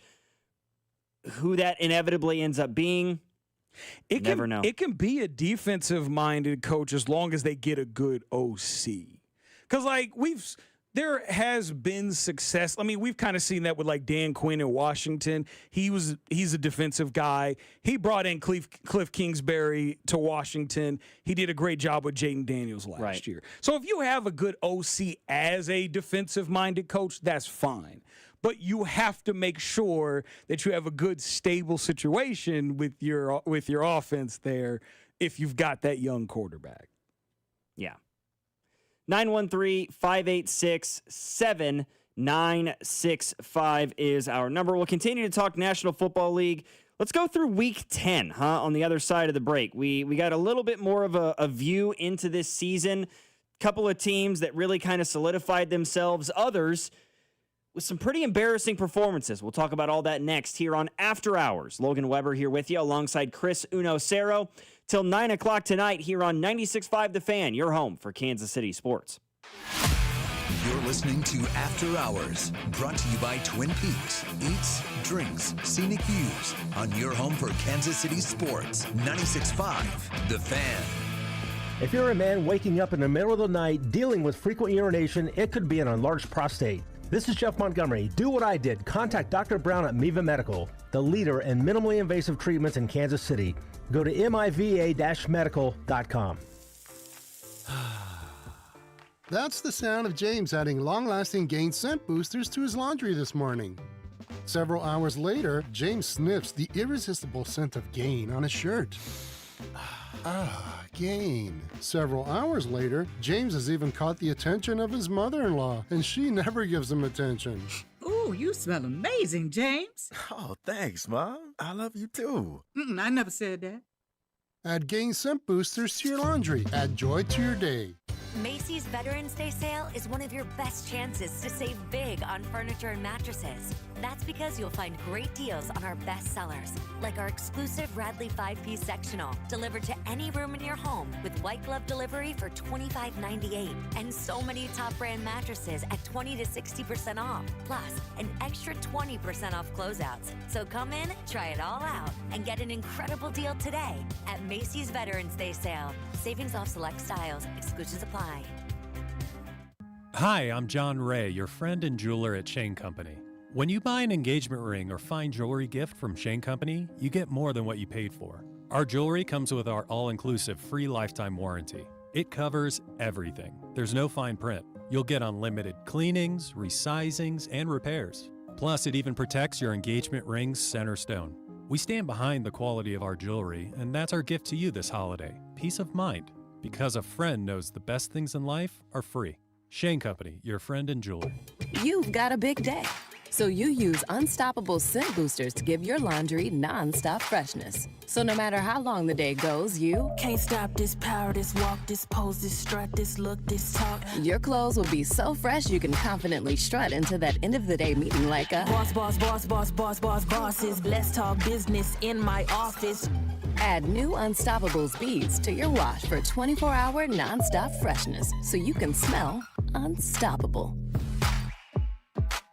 250 years ago, a promise was made to connect families and friends near and far. And during the holidays, that promise is more important than ever. That's why USPS is building a better network to meet your needs with timely deliveries, easy and affordable ways to ship, and everything you need to make your season full of holiday cheer. Our purpose is delivering your peace of mind, knowing your love will arrive, bringing joy to all. The United States Postal Service. Learn more at USPS.com/holidays. Save time when you shop online with Hy-Vee. Hy-Vee makes it easy to order groceries online through our app or Hy-Vee.com. Pickup is always free. And if you have a Perks Plus membership, you get free delivery and free express pickup.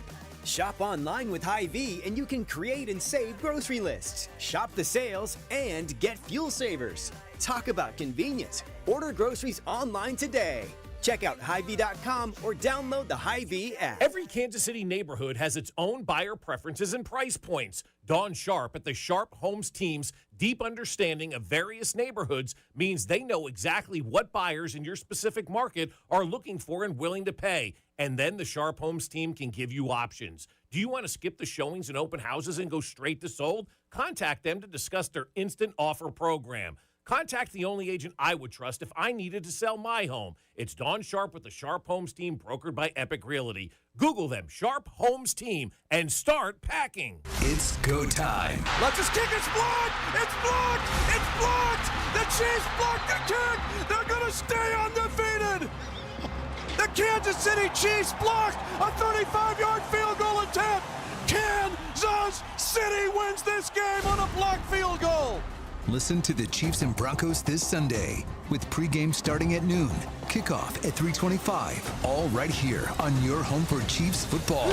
96.5, The Fan.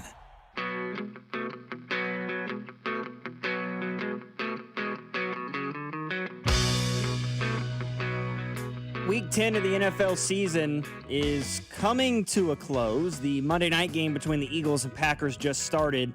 0-0 in that one as of right now, but it was an interesting week across the National Football League. Of course, it started with that ugly Thursday night game between the Raiders and the Broncos. Bo Nix continues to not wow. J.K. Dobbins carried quite a bit of the load for that Broncos offense in that football game, and even he wasn't outstanding had it not been for the Broncos defense being the way that it has been all year long. Had they, I mean, really, I wouldn't even give credit to the Broncos. Had they been playing somebody better than the Raiders, the Broncos probably lose that game.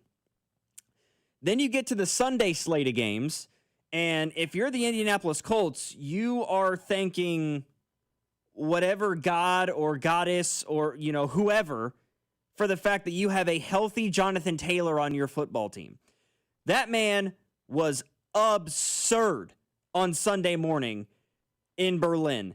244 yards rushing and 3 scores, including the game-clinching score in overtime to win this one. Atlanta had chances throughout this game. Michael Penix did not play well enough.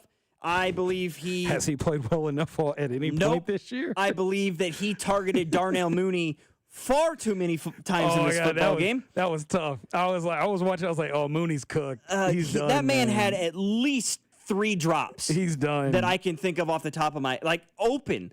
I mean, he had one down the right sideline that he probably could have. It was a gain of 25 plus. And easy. It just went right off his shoulder. Right off his shoulder. I'm like, oh my goodness. Yeah, he's bad. Not nearly enough activity for Bijan Robinson, especially catching the ball out of the backfield. I thought that was going to be a huge factor in this football game for Atlanta. And they did nothing of the sort, with Bijan Robinson being able to make plays in space as an extension of the running game.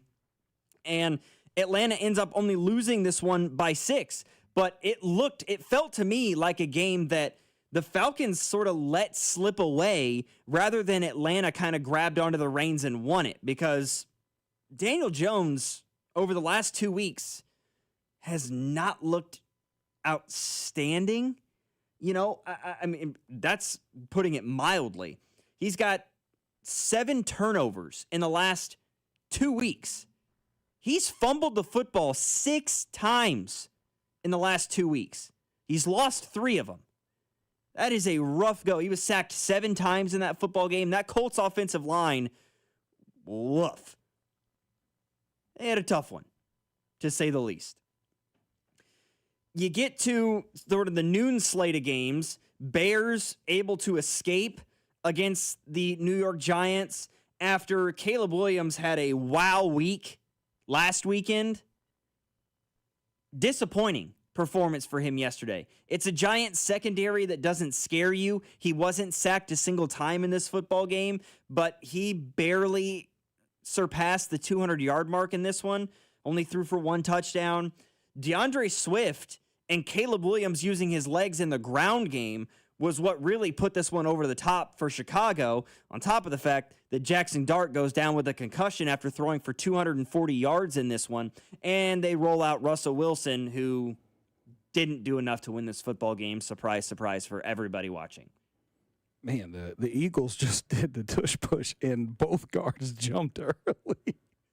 What? And they didn't call it What? again every time. The tush push was conducted illegally, Chris? Every time, man. They just break. And they slowed it down perfect. And both guards just went early. And they're like, nope, we're not going to call it. Absolutely baffled to hear you say that something illegal was happening. They'll call it against the Saints when they do it right after they announce they're going to. That football has not moved a millimeter. No, and then both guys, they had almost come into contact with the defensive tackles when the ball was snapped. Left guard was past the football by the time it was actually snapped. Yeah. Oh, dear God.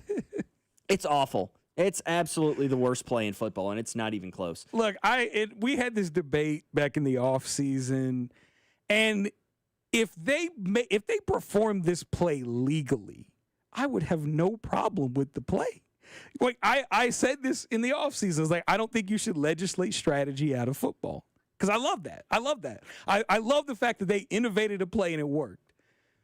But stay on sides before the snap. And that's what's going to get it banned this offseason. Yes. Is because it is being used illegally. First of all, they're lined up in an illegal formation to begin with. In the National Football League, the guards are supposed to be at the hip of the center, and they're not. They're basically all lined up helmet to helmet with one another. Right. So the formation in and of itself is illegal. And then you have the false starts and all these other things with it, and that's the problem with the play, is that it is used, the function of it is illegal, and it is because of how tight-knit you got 22 guys all sitting right there within 3 yards of each other.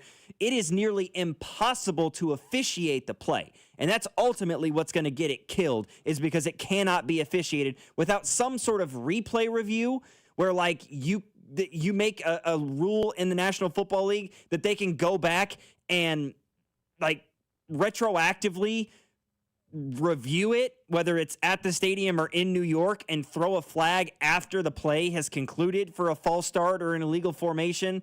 That's the only other way you can legislate this play without just removing it from the game entirely, which I think is the easier course of action. And my thing on it was this.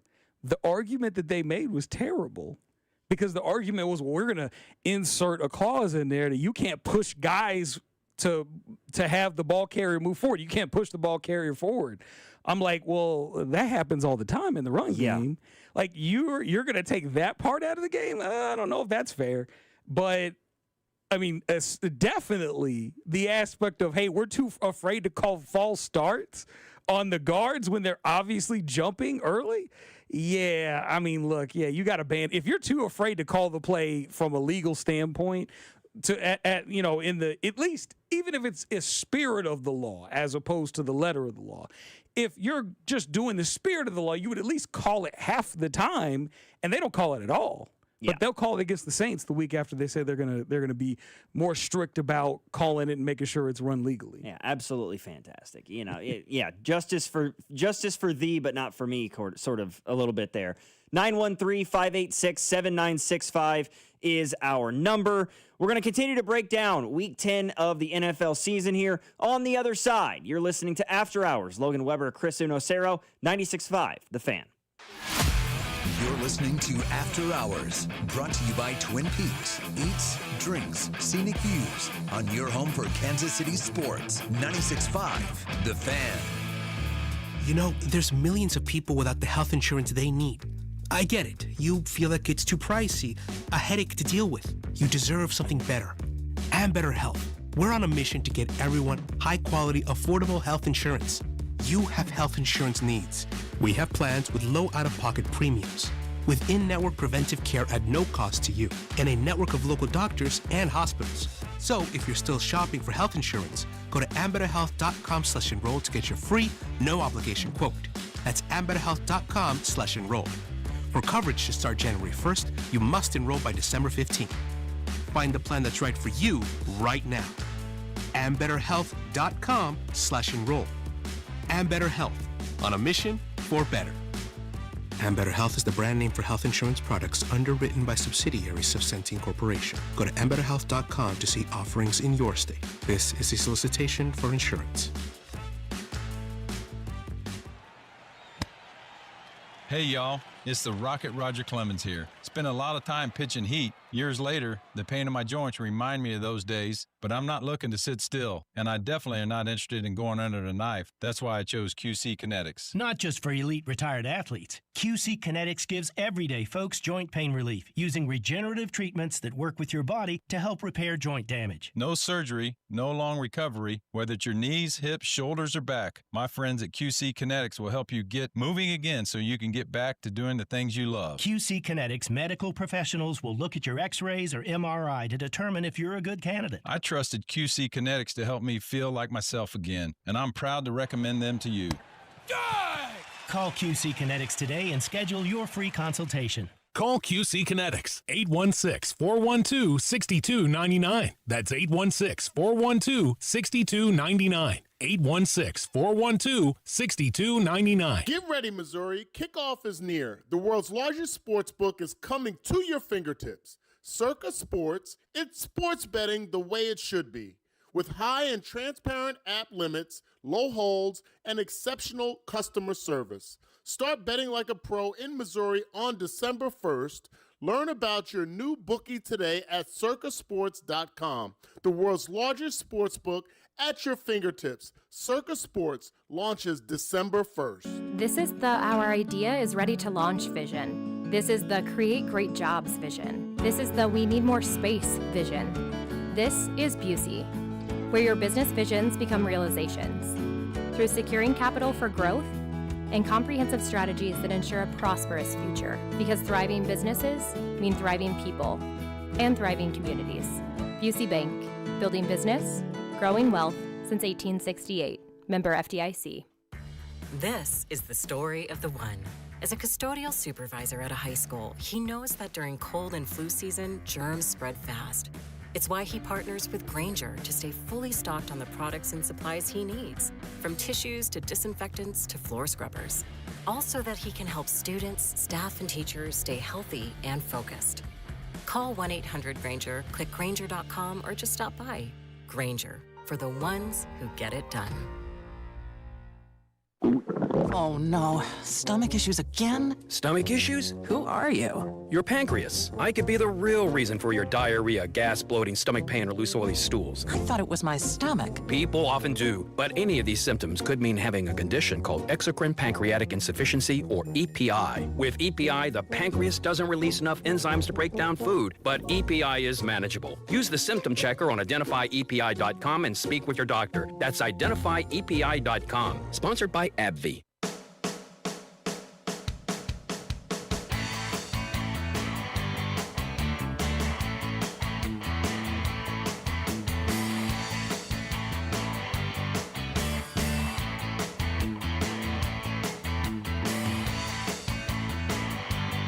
Boy, oh boy. You know, the text line can be an extremely enjoyable place to be, Chris. Other times it can't. There's an ongoing argument in the text line between Chris and I and a texter where he is comparing the Chargers not having Rashawn Slater to the Chiefs not having Xavier Worthy and Rashee Rice, saying that the argument is disingenuous. What we're saying is that the Chiefs didn't have Worthy or Rashee Rice in that football game in week 1. They will have both of those guys as of right now in the upcoming matchup. They still will not have Rashawn Slater. So what the Chiefs had in week 1 compared to what the Chargers had in week 1, vastly different. Because those two guys are back, Slater is still gone. That's what we're getting at here. I don't know how this argument has continued for the better part of an hour. Oh, because this person doesn't have anything else to do. Yeah, Logan thinks Arrowhead is in Raytown too. I enjoy it, God. though. I enjoy it, though. Touch grass, fun. brother. I'm having fun. Well, it's probably a little too cold to touch grass tonight. Stay inside, whoever you are. Nah. Stay warm out there, and find a neurologist maybe. No, you're good. You're good. I love having this debate. But it's become a debate of semantics, not a debate on football, because I think they know that they can't actually make a good football point here. So, gee whiz, dude. But it's fun. I'm enjoying it. I got Monday Night Football on too. Yeah, we're good. That's like the night after you and I were doing the post game show here right when I first started. And after the Texans game, after the Chiefs beat the Texans in that divisional round game, we had a texter from Houston who just berated the show for 3 hours just trying to argue. This feels like it's along the same lines a little bit, but I digress. You know what? I forgot that. I forgot about that. Yeah, there were a couple of them, but there was one dude from who was very much from Houston, Texas like area fans were coded. mad. Yeah, he was big mad the whole show, Texas talking about fans the were real mad. officiating Oh, and this yeah. and that and the other thing. I don't know if you follow Brett Coleman. Yes, I do. He's awesome. Great YouTuber. But he's a Texas fan. Oh my God, he was so mad after that game. It was hilarious to watch. He was so mad after that game. It just the refs. Yeah. So it's like, I don't care. Like the refs sacked C.J. Stroud 7 times, look, and they were the ones that caused Kaimi Fairbairn to miss 3 kicks in that football game. 49ers fans were mad about the refs in both Super Bowls they played against the Chiefs. Eagles fans were mad about the refs in the Super Bowl they lost to the Chiefs. It is what it is. Yeah, it's the same. It's the easiest thing to blame, and I've said this over and over again. It's the easiest thing to blame, right? You can't blame your team for losing because you're a fan of the team, and that feels like you are being you're being a critical or a fair weather fan. You're not going to blame the opposing team for beating you because that feels like you're giving them credit. So what's the easiest thing to blame? Oh, it's the officiating. It's the only impartial part of the game of football that has no skin in the game whatsoever that you can blame because there's no blowback. There's nothing, from your standpoint that you have to feel bad about because the officiating is completely impartial. It has no bearing one way or the other. It's just one of those, it's the easy thing to do for people that don't have the stones to talk about what was actually the cause of why you won or lost a football game. Right, yeah. No, that's the reason why I don't take it seriously when people blame the refs. Look, there are times where the refs do blow calls. It doesn't happen that often because, most times it's situations where like the team had plenty of opportunities to not put themselves in that situation. They don't do it.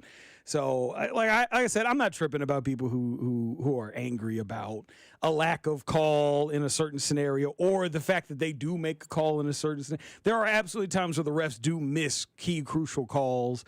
But personally, I would much rather they not call something that's not like super egregious than they call something that's not super egregious. I'd rather they swallow their whistle than anything. I would agree. Just because I'll say this, man. I love watching a football game, and I don't even hear the ref. I don't even notice the refs. You don't even notice realize they're there, man. Yeah, I'll tell you this. I love that. Like, if there's like 3, 4, 5 penalties in a game, a whole football game, both sides to combine, maybe 5 penalties, that's a great game. Yeah, just let the players dictate the pace of play. Let them dictate how this game is going to play itself out. It's an awesome game. All right. I want to get back to the NFL in review from the past weekend, from yesterday.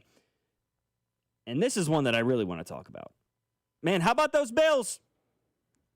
That was a funny game. Ew. That was hilarious. That was gross, man, from beginning to end. Like, Josh Allen was Superman in the second half, but it was too little too late. Dude was feeling good in there. He was bombing it down the field to Jalen Waddle. Oh, he was feeling himself. Dog, you got down 16-0 in the first half to the Dolphins? Really? Tua threw 2 picks, and you still lost by 2 scores. And Tua had less than 175 yards passing, and you still lost this game by not even 2 scores, 3 scores, technically speaking. Devon Achane ran all over you in this one. James Cook, silenced. Absolutely silenced in that game. And that honestly is super irritating. After the way that the Bills played a week ago against the Chiefs, the to then lose by 3 scores to a terrible Miami Dolphins The difference was the Dolphins had nothing to lose, and they didn't play conservative. They played really aggressive. The Chiefs were ultra conservative on defense, and they were like, we're just going to let you beat us with the short stuff. You're going to nickel and dime us down the field, and you're not going to get anything deep. But the Dolphins were like, actually, we're going to attack you, Josh Allen, and we're going to make you beat us down the field. And Josh Allen couldn't do it. Yeah, at least not in that first half. He finished with 306 yards and 2 touchdowns, but he threw a pick and did pretty much all of his damage in the final 2 quarters of this one when it was, like I said, too little too late. The Minnesota Vikings, after a win last week and everybody's talking about 9, J.J. McCarthy's alter ego and all these things, laid an absolute egg yesterday. Oh, they tried to drum up a alter ego for J.J. McCarthy? Yes. Yeah, Really? he says that he has an alternate personality that he calls 9. That was a big thing last week after their win, and it was talked about all week. That dude wasn't good either. Like, what are we talking about? Alternate ego? Nope. There's no part of J.J. McCarthy, at least to me, that's a good quarterback. Yeah, that man went 20 of 42 and threw only 1 touchdown and 2 picks as the Vikings lost 27-19.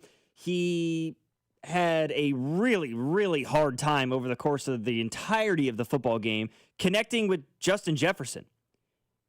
They targeted Jettis 12 times. He brought in 4 catches for 37 yards. And that is completely out of the order. He has one of the highest catch rates in football since he arrived in the league. That, to me, looks way worse on J.J. McCarthy than it does on Justin Jefferson in this one. When me and Bink and Nick, who used to be here, we were doing character concerns and then did the draft coverage in the lead up to the 23 draft. Actually, he was 24 actually, right? Mm-hmm. Yeah, so Nick wasn't part of that. It was just me and Bing. But I was never a fan of J.J. McCarthy coming out of Michigan because he's not accurate. His ball placement is one of the worst I've ever seen for a first-round quarterback. Look, the intangibles are the reason why he was a top 10 quarterback. Like, that's what it was. Because he is a great leader. He is a great personality to have in your locker room. And he did a great job with Michigan as far as going out there and getting them in the right mindset to motivating them to go out there and win. But, man, watching him in the second half of his final season at Michigan, man, Harbaugh was doing everything he can to not have him throw the football. Yeah.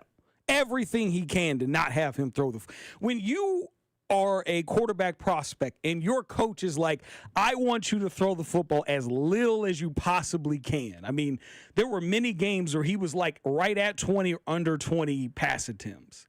And they were just like, we're just going to lean on our running backs in Corum and Edwards, and that's going to be the guys that we have. Like, to me, that doesn't bode well for that guy in the NFL. And then you get to a system in Minnesota, which is all about throwing the football. Like, that's their jam. We're going to run the football, but we're going to throw the football a ton. And we've got the receivers to do it. Why would you take the guy whose coach didn't want him throwing the football in college? And that made no sense. And it's not like on the other side, the Ravens had some spectacular offensive day. I mean, Derrick Henry had less than 4 yards a carry. Lamar threw for 176 yards. They didn't just blow Minnesota out of the water because of their offensive prowess in this one. It felt to me like the Vikings played a poor football game. Speaking of poor football games, how about the Browns losing to the Jets? Dylan Gabriel was not very accurate in this one. He completed less than 60% of his throws. He was sacked 6 times. Quinshon Judkins couldn't really get anything going on the ground. Meanwhile, the Jets had 54 yards passing and won the game. I mean, good God. That's terrible football, dude. Only the Browns could lose a game like that. Less than 175 yards allowed. No turnovers in the game. Opposing quarterback didn't even throw for 60 yards in the game. And against a defense that just traded away its 2 best players without question in Sauce Gardner and Quinnen Williams. And you lose that game. And you lose. You lose that game. You lose to Justin Fields. Justin Fields is one of the worst quarterbacks I've seen get as many opportunities as he's gotten in the NFL. Like, you don't see a lot of quarterbacks get the amount of opportunities that he gets. And yet he is this bad. And I get why, because, like, he's got talent. He's very good running. And he does have, I think, a good arm. It's just, it doesn't feel like he knows how to play football. Yeah, his decision-making and his, I guess I kind of want to just say, like, his shell shock in the pocket I mean, the number of times you see that man drop back to pass, he gets through his first progression and maybe his second read in the progression, and then the ball's the ball's in the arm, and he's trying to tuck it away or he's trying to escape the pocket, even when it's a clean pocket. Man, like, he is so gun shy at times that, yeah, I agree with you, and I can't say that I blame teams for trying to give Justin Fields added opportunities, because we've seen it across the NFL over the last couple of years. Guys that were written off by their first team and even the second team that they played for, who wound up finding a solid situation and revitalizing their careers, right? Look at what Baker Mayfield has done for himself in Tampa Bay, what Sam Darnold did in Minnesota last year and is now doing in Seattle, but it just doesn't seem to be the case with Justin Fields. It didn't work in Chicago. It didn't work in Pittsburgh. It's obviously not working with the Jets either. I'm not sure how much longer Justin Fields has got. Look, I think the Jets were tanking the minute that they decided to sign Justin Fields as their starting quarterback. I very much think that was them saying, hey, let's try to get Arch in next year's draft, which wasn't a good idea because, I never thought that Arch was going to be a 26 quarterback anyways. I always thought he was 27. I think his grandpa was right before the season. But look, I mean, maybe they're going to tank again. Maybe next year they're going to be bad again and try to go for 27, which should be a much better quarterback class. But look, the Jets, I don't think we're taking this season seriously, and the minute that things fell apart for them, they were ready to go out there and make some deals. The one thing I will say, though, why would you not just take a deal for Breece Hall if it was I don't know. Like, if it's a 4, it's a 4. Because you're not getting anything. You're not getting anything. Like, at this point now, you're going to get probably a compensatory, but like, in all likelihood, that compensatory is going to be less than what you would have gotten if you would have traded him. So it just doesn't make any sense to me why you would go out of your way to play hardball when you're a terrible football team and you could probably use as much draft capital as you possibly can to build for the future, because you're probably not going to be good next year, because even if you take a quarterback in the first round this year, none of the quarterbacks that are going to be available in the first round are really going to be that good. So none of it makes any – the whole Breece Hall situation made no sense to me whatsoever, because you're exactly right. So now you decide you're not going to trade him because a fourth-round pick wasn't worth it. At best, that's what you're going to get back in a comp pick. At best, it's going to be a fourth rounder. So you're going to get the same thing back in return, plus you're paying him for the back half of this season while you're in the middle of a tank. None of it made any real sense to me whatsoever. And I can't imagine they feel like in their heart of hearts they have any chance of being able to re-sign him. That seems completely unjustifiable if I'm the New York Jets. I don't think they're interested in re-signing him, because I think they probably like Braylon Allen and Isaiah Davis more, and they've got more, I guess, team control with those two guys because they're a little younger. Because Braylon Allen's second year, Isaiah Davis I think is a rookie, so you have more control with them. But just trade everybody. Like, trade everybody. Trade Garrett Wilson for all you. Trade him. There's going to be probably in hindsight they should have, because now he's out for a month. There's going to be a bunch of really good receivers in 27 too. Like 27 is this year, even next year. Like 26 is going to have some good receivers. Get you one of them good receivers in next year's draft, and then get another one in 27, which is an even better receiver draft. And now you've got you're cooking with gas there. I don't get what the Jet strategy was going into the deadline. I'm not sure I do either. Yeah, if you're the Jets and you need wide receiver help, you might have to, if you want to get the cream of the crop next year in 2027, you might need the number 1 overall pick. I'm not saying it's a certainty. We know what quarterbacks mean in this league, but as of right now, Jeremiah Smith is, to me, the best player in college football.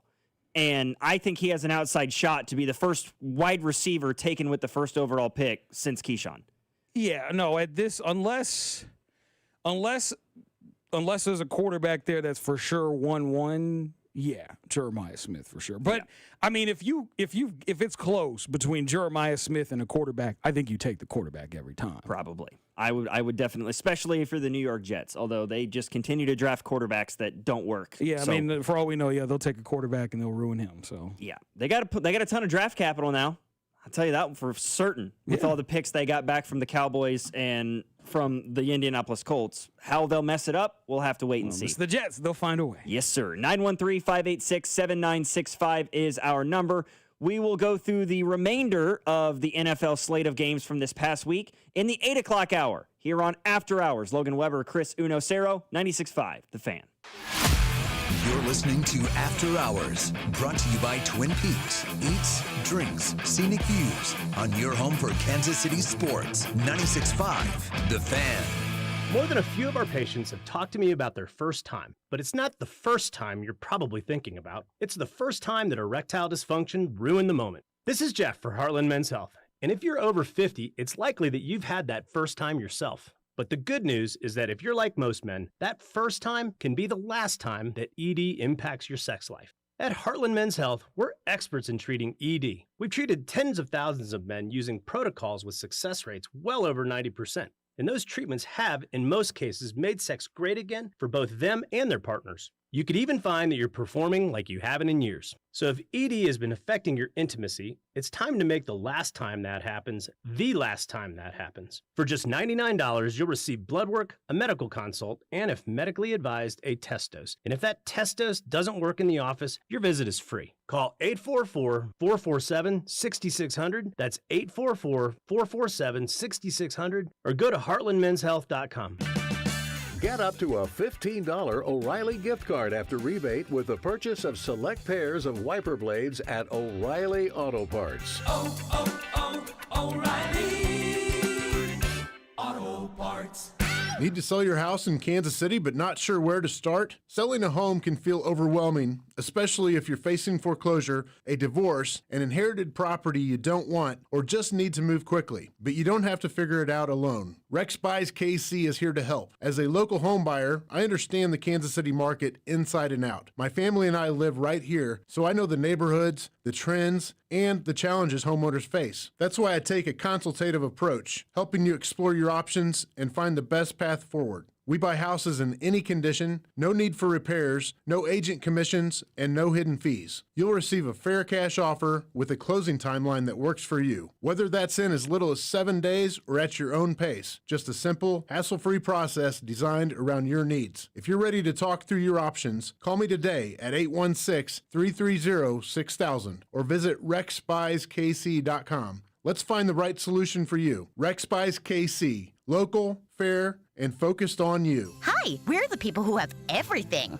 There's nothing you can get us we don't have. We have 7 mini vacuums. And Pearl-handled pickleball rackets. See? Need a gift for someone who has everything? The Kansas Lottery has you covered with holiday scratch tickets in $1, $2, $5, $10, and $20 options with instant wins up to $100,000. You could win even more in second chance drawings. Did he say thousands? We could always use that. See kslottery.com for details. Inside the Huddle with Cody and Gold each day from noon till 1 on 96.5 The Fan. Inside the Huddle is brought to you by Blue Cross and Blue Shield of Kansas City. Discover the benefit of blue on the official radio partner of the Kansas City Chiefs. 96.5 The Fan.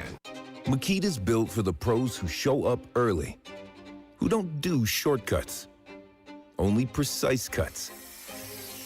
With tools built to last, job after job, year after year. Performance that pays off, because when the job calls for the best, you answer. And when you need the best, you call on Makita. Built to be the best.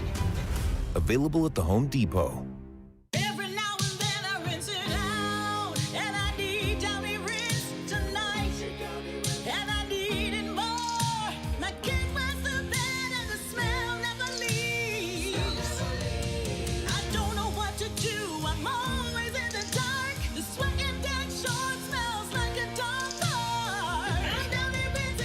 Downy Rinse fights stubborn odors in just one wash. When impossible odors get stuck in, Rinse it out.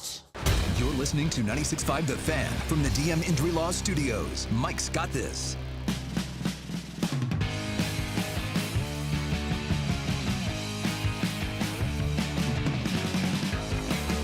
Boy, this Monday Night Football game is playing out like an Iowa-Wisconsin game. Horrendous display of football so far. We've seen 11 passes or and a great 24 game runs. if you like defense. Yeah, I guess. Yeah, it could be a great game if you really like. This is a defensive football game for sure.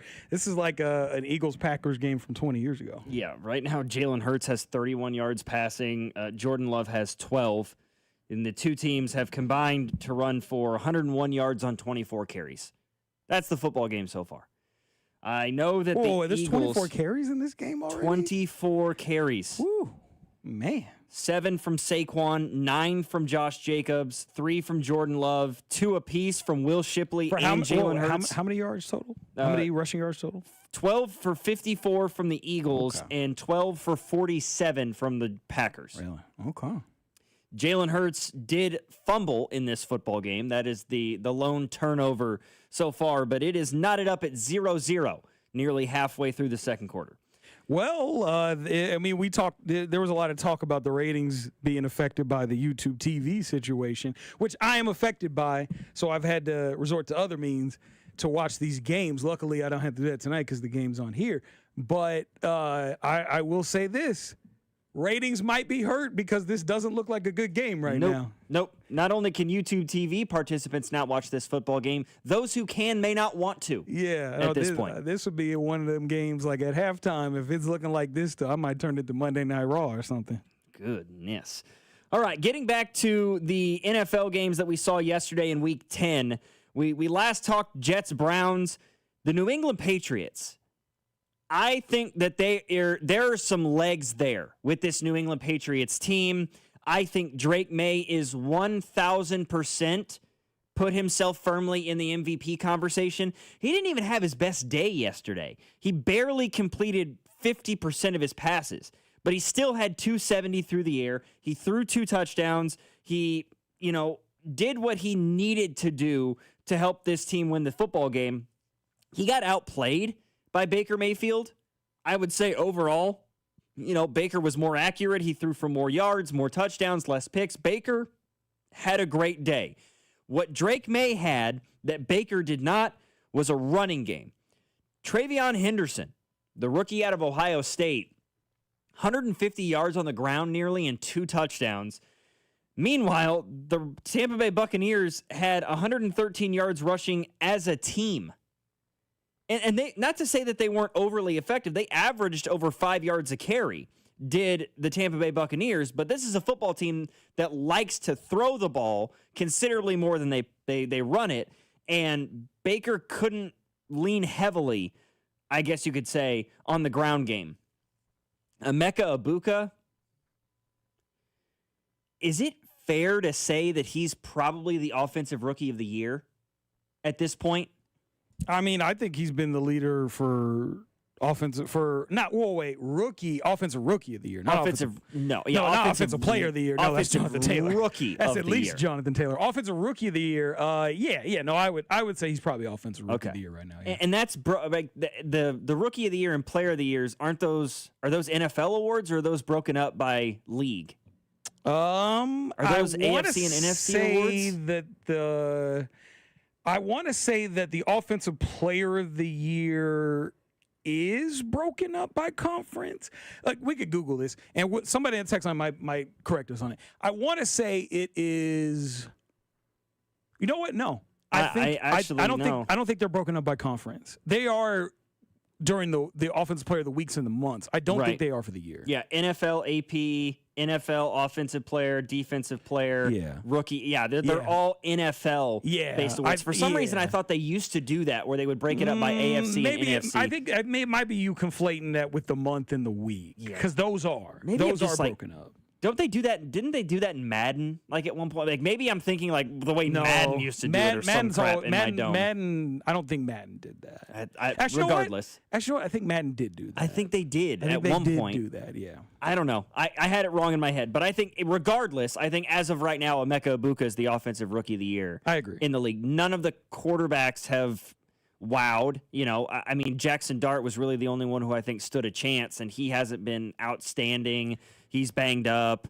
There haven't been any real rookie running backs. Like, you thought Ashton Genty was the odds-on favorite going into the year, but he hasn't panned out. Did you? I did. I didn't. I thought the Raiders would be better than they are. I had them finishing. Did you? I had them finishing third in the division. Really? I had the Broncos in dead last. Really? Yes. Or actually, no. I had the Chargers in dead last. I had the Broncos finishing second and the Chiefs winning the division. Oh, you had the Raiders? I had faith in Pete Carroll. I liked what I saw from Geno in Seattle. I liked the addition of Ashton Genty. I thought the offensive line was okay.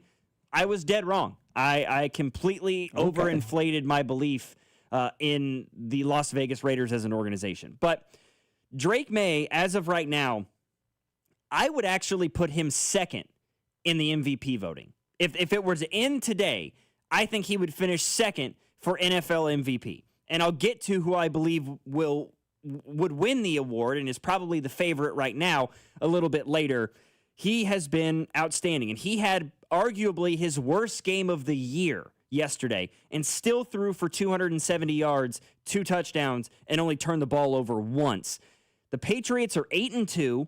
They are undefeated on the road this year. The Patriots, they are 3-2 in Foxborough and 5-0 in road games.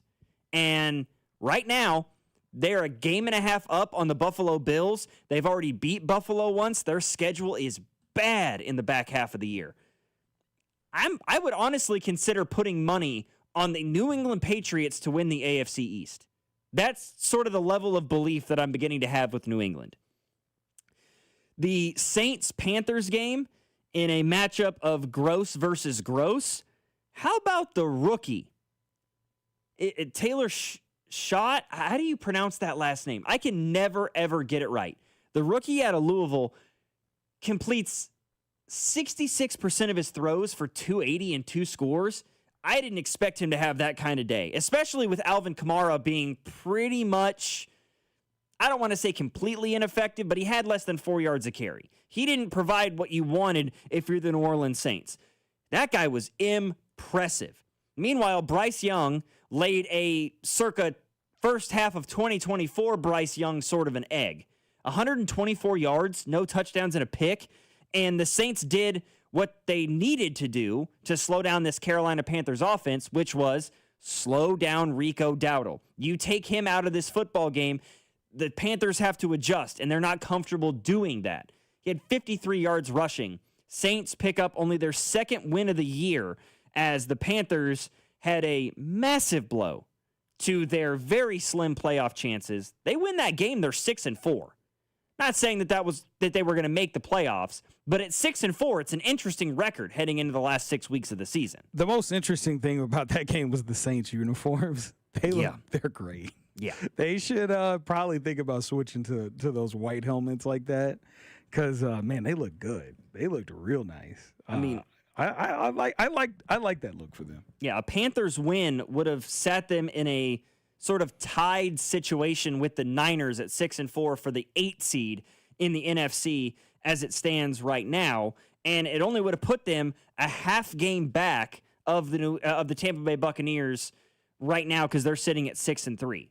But I digress. Not going to be the case. You lose to the worst team in your division, probably the second worst to your third worst team in football. That's an ugly one. Speaking of ugly, how about the Jags losing to the Houston Texans? As I said earlier, this Jacksonville team was 4-1 at the beginning of the year. They have now lost 3 of their last 4 games, and their only win in the last 4 weeks was a 1-point victory on the road against an abysmal Las Vegas Raiders team. Trevor Lawrence, not a great game. 13-23 for 158, a touchdown, a pick. He got sacked 5 times. Travis Etienne averaged less than 4 yards a carry. He got outdueled by a considerable amount by Davis Mills. Where did Davis Mills, was he a Stanford guy? Like a 3rd-round pick 4 or 5 years ago at this point? I mean, I remember before they got C.J. Stroud, there were people in Houston trying to convince themselves that Davis Mills was the answer for them. He was the franchise guy.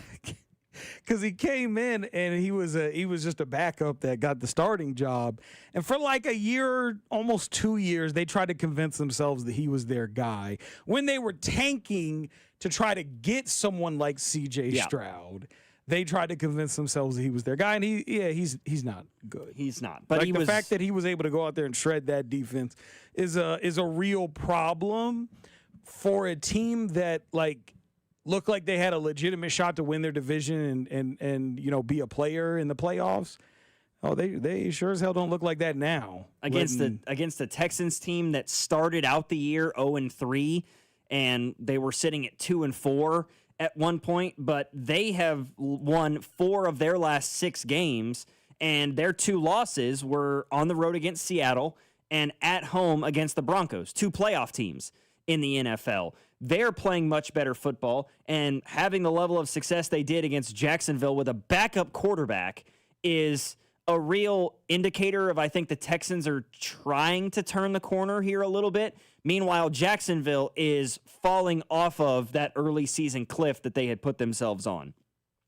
If Houston could figure their offense out, if they can figure out the O-line situation, because they're still trying to, especially the interior is still bad. Even though they tried their best, they went out and they drafted Ariante Ursary to play left tackle for them, in place of Laramie Tunsil, who they traded away. They really tried to redo their line, but it's still not good. Man, if they could figure that part out and they could get healthy in the receiving core, they could be a real championship contender, I think.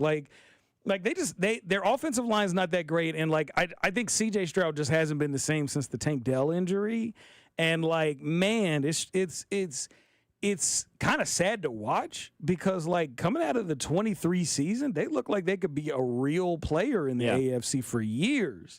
They look like they could be up there with the Bills and as far as competing with the Chiefs long term, and they've just completely fallen apart. Yeah, I think that they're starting to find a little bit more. It seems like Jaden Higgins and Jalen Noel are starting to get a little bit more comfortable in that offense. Yeah. I don't have any idea if we're going to see Joe Mixon at any point this year. That whole situation is bizarre. Nobody's saying anything about anything. This whole non-football related injury thing that put him on the PUP list at the beginning of the year and has kept him on it as the season has gone on. Woody Marks and Nick Chubb had solid days to get something going. I don't know. I can't write the Houston Texans off just yet, but they've been better. I'm still not entirely convinced that they're all the way back. The Seahawks throttled the Cardinals after Arizona said, yeah, we're going to go with Jacoby Brissett at quarterback. He's our guy, and completed 50% of his passes. Sam Darnold only threw the ball 12 times, and the Seahawks won. 12 times Sam Darnold tossed it, and the Seahawks won by 22 points. It's because they got up big in that game. They have 2 defensive touchdowns in the first half. Correct. Yeah, I think they were up. They scored 28 points in that first half. You score that many points and 2 of them come off of defensive touchdowns, yeah, you probably don't need to throw the football very much. And they don't throw the football a whole lot anyways. They're very comfortable averaging less than 4 yards a carry, but running it 30 times a game. So, it seems to work for them. If they can play defense like that, special teams like that, and they can get points elsewhere, then yeah, they can be conservative on offense. Yeah, man. I mean, they were up 28-0 before the 12-minute mark of the second quarter. They got the ball to begin the game, touchdown. Then there was the scoop and score. Then a punt by Arizona, touchdown. I mean, it was over before it began for the Cardinals. And so why would you throw the ball with Sam Darnold? You're up 4 scores, 3 minutes, 2.5 minutes into the second quarter. Just run the clock out. Just control the football and get yourself your 7th victory of the year. Seattle is quietly a 7-2 football team right now. I don't feel like they're getting enough love in NFC conversations. Meanwhile, another team that I don't feel like is being talked about enough in the NFC, while I still believe that the Lions are the cream of the crop in that conference in this league, I think the Los Angeles Rams might be the second best football team in the NFC. And as of this moment, as it sits right now, I think Matthew Stafford is the MVP in this league. Really? He just became the first quarterback in NFL history to throw for 4 touchdown passes and 0 interceptions in 3 consecutive football games. The influx of Devontae Adams into this offense has been absolutely seamless. Puka Nacua he's risen to the top as a top 3 wide receiver in this league, if not the best wide receiver in this league. I don't think that. I don't either, but I've heard that argument. I think at best he's 3, but I have heard that argument. I wouldn't put him in the top 3. I completely agree with you, but I have heard people tell me that they think Puka Nacua is the best receiver in the NFL this year. That's good for them. As if Jamar Chase and Justin Jefferson have ceased to exist. I would question if they watch football if they think he's the best receiver. Completely agree with you. Completely agree with you. The Rams seem to have this 2-headed running back attack with Kyren Williams and Blake Corum that works pretty well, although it has been a bummer for my fantasy football team who took Kyren Williams in the 3rd round. Oh, Kyron's been good for me. Yeah, it just feels like he's not getting enough touches. I get so irritated when he gets like 28 yards on 4 carries over the course of a drive, and then they give the football to Blake Corum at the 2-yard line. Yeah, but Corum, how many touchdowns does Corum have? Like, because He's got 1, but it feels like he's getting so many goal line touches. Like, it feels like it, but that's not what it is. Because I got Kyren. Kyren's pretty damn good, and Kyren usually he's like one of the top 5 or 10 running backs in terms of carry shares. Yeah, and it also, it's also felt, and it's not true, but it's felt like from the outside looking in, like they've used him a little bit less in the passing game, but even that's they have done that, but that's because they have a better receiving core. Right. When you have a healthy Puka Nacua, you don't have to worry about injury concerns with Cooper Kupp anymore, and you got Devontae Adams now. But Devontae in his back situation, I don't know if you saw that, he had on one of them routes against the 49ers, kind of blew his back out a little bit. Yeah. And then, on the Niners side of things, they're so banged up right now, especially on the defensive side of the football. They might still squeak into the playoffs. I don't think it's going to be anything to it, right? They might lose a wild card game, or if they might sneak one out and lose in the divisional. They're not a threat to win the NFC and get to a Super Bowl. But man, they gave Brock Purdy a lot of money for Mac Jones to be throwing the football pretty damn well this year. It's kind of the biggest thing, my biggest takeaway from the Niners this year are the injuries and Mac Jones being the healthier, more consistent, in my opinion, better option than Brock Purdy at quarterback. I don't think that. I think Purdy is a little bit better, but I also think that, look, Kyle Shanahan's system is not that hard to run. It's not a difficult offense if you are able to play adequately in this league. Like, I think Daniel Jones would look good in this offense.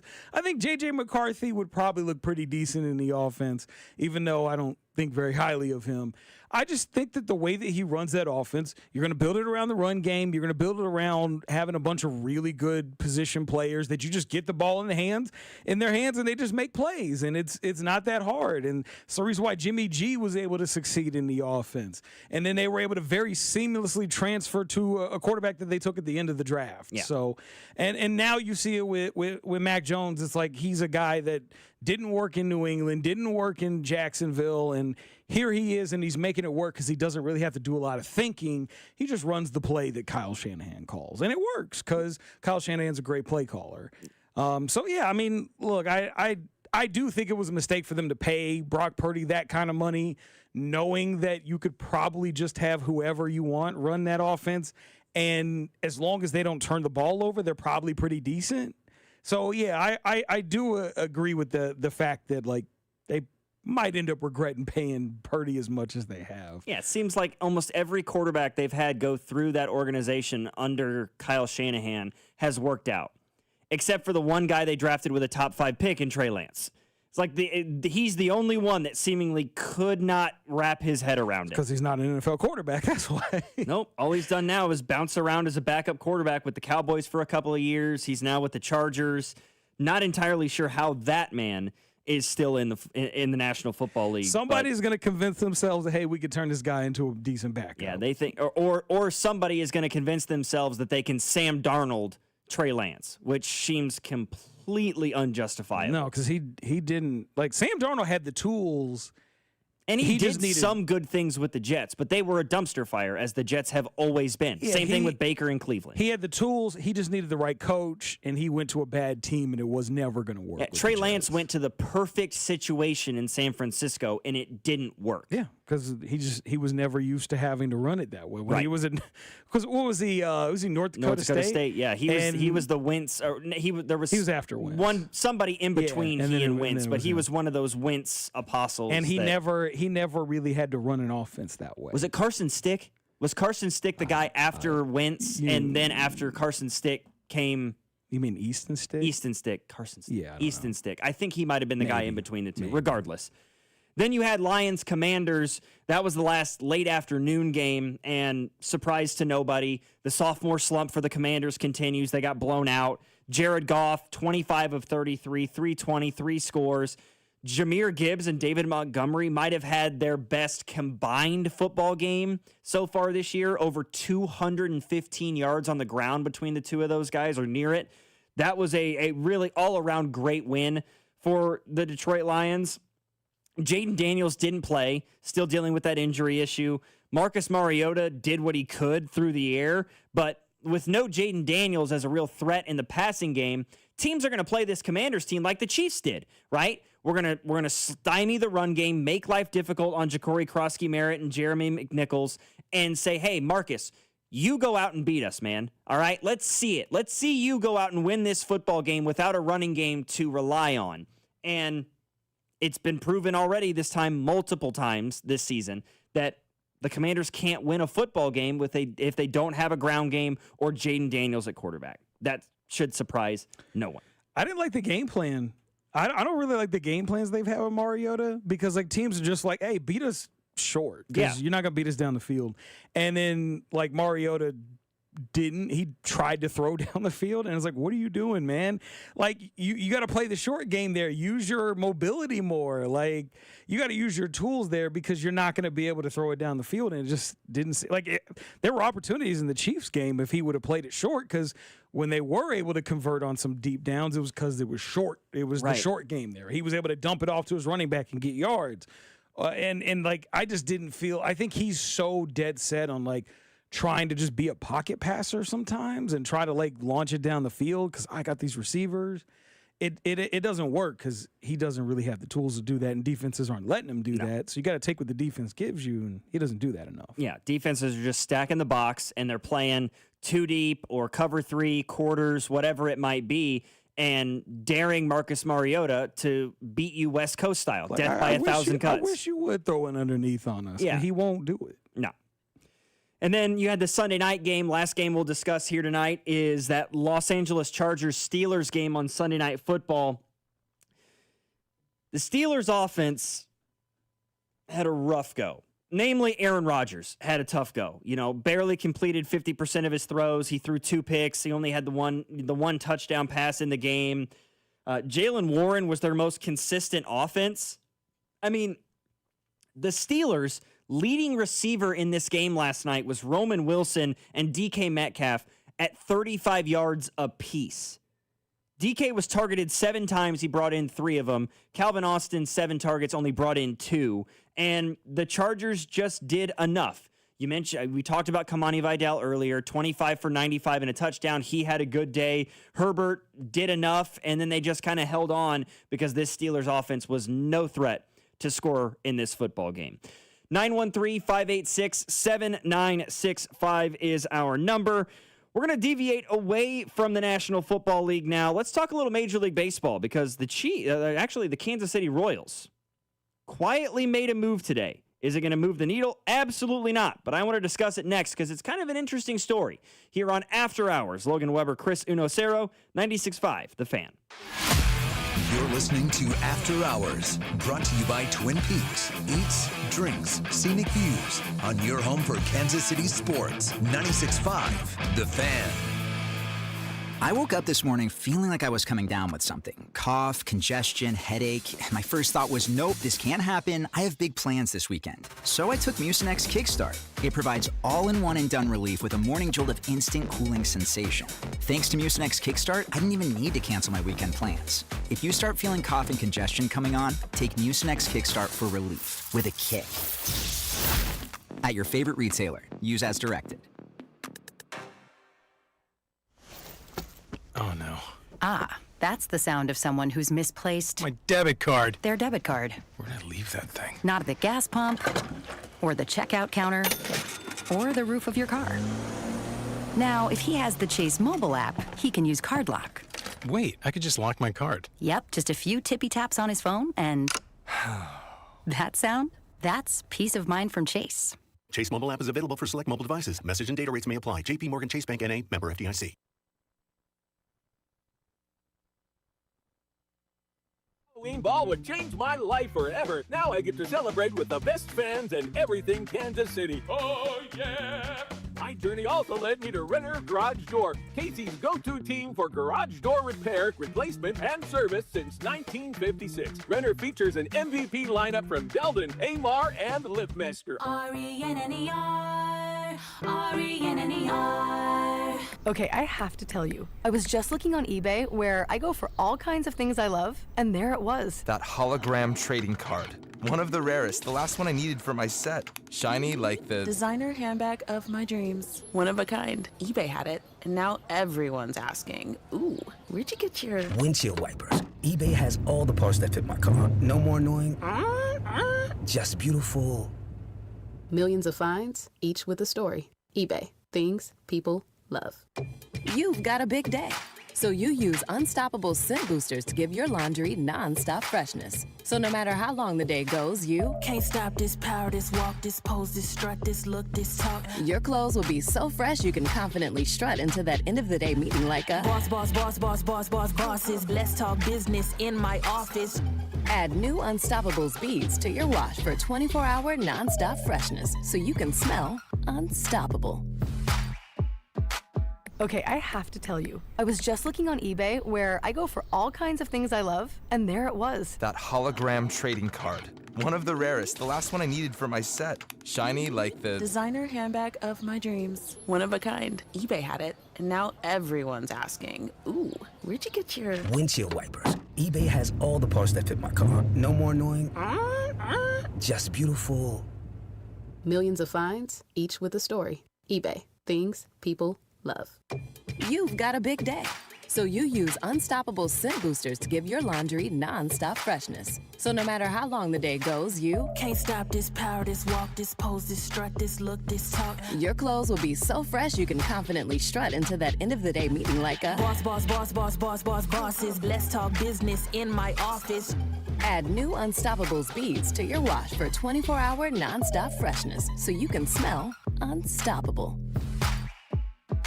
Save time when you shop online with Hy-Vee. Hy-Vee makes it easy to order groceries online through our app or Hy-Vee.com. Pickup is always free. And if you have a Perks Plus membership, you get free delivery and free express pickup. Shop online with Hy-Vee and you can create and save grocery lists, shop the sales, and get fuel savers. Talk about convenient. Order groceries online today. Check out Hy-Vee.com or download the Hy-Vee app. Millions of fans agree. This Christmas tradition rocks. Trans-Siberian Orchestra, live in concert, presenting The Ghosts of Christmas Eve, the best of TSO and more. Saturday, December 6th, 2 shows, T-Mobile Center. Reserve seats on sale now at livenation.com. Don't miss this season's most exciting concert experience. Trans-Siberian Orchestra, live in concert. Hey folks, I've got a couple of important questions for you. Do you know how much money you need to retire? Do you have a plan in place for your loved ones? If your answer is no, it's time to get your financial planning on track with UMB Private Wealth. It's never too late to start. Plus, their team supports you at every step of the planning process. Go to umb.com/private wealth to schedule your appointment. That's umb.com/private wealth. Why not start today. Life's better with Drive My Way from American Family Insurance because we know it's more than just a car. It's your escape pod, your adventure mobile, your memory maker. And we help protect the dreams that drive you. Personalize what you pay for auto insurance and you could save between 5 and 20%. American Family Insurance. Get a quote and find an agent at amfam.com. Products not available in every state. Unsafe driving behaviors may increase your rate. Visit amfam.com to learn more. American Family Mutual Insurance Company SI and its operating company, 6000 American Parkway, Madison, Wisconsin. Helzberg gifts checked off the list. Now, time for wrapping. Earrings for mom. A gold bracelet to match the rings Danielle wears every day. And for dad, a new watch, because we all know he needs one. All right, this is gonna be a good one. Our favorite things for your favorite people. Shop in store at Helzberg.com for up to 50% off.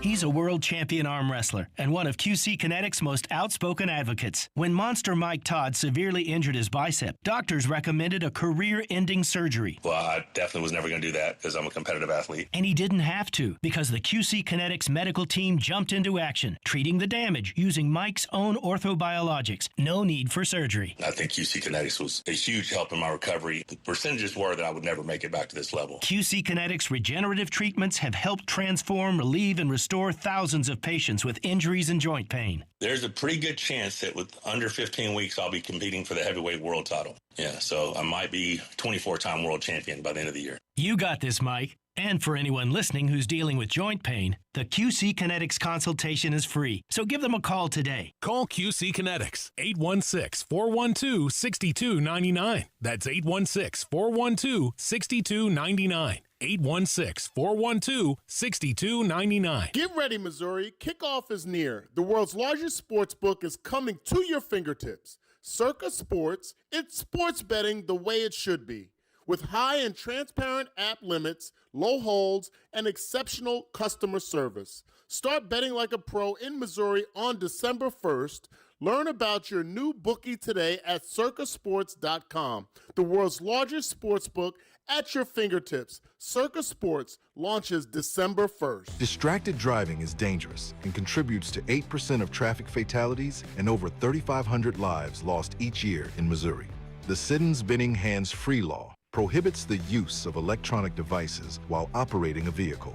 So put the phone away or give it to a passenger and stay focused on getting to your destination safely.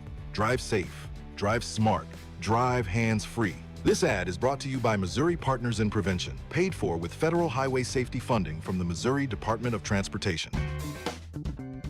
Hey, it's almost Andy Reid. Who knew dressing up for a Halloween ball would change my life forever? Now I get to celebrate with the best fans and everything Kansas City. Oh, yeah! My journey also led me to Renner Garage Door, Casey's go-to team for garage door repair, replacement, and service since 1956. Renner features an MVP lineup from Deldon, Amar, and Liftmaster. R-E-N-N-E-R, R-E-N-N-E-R.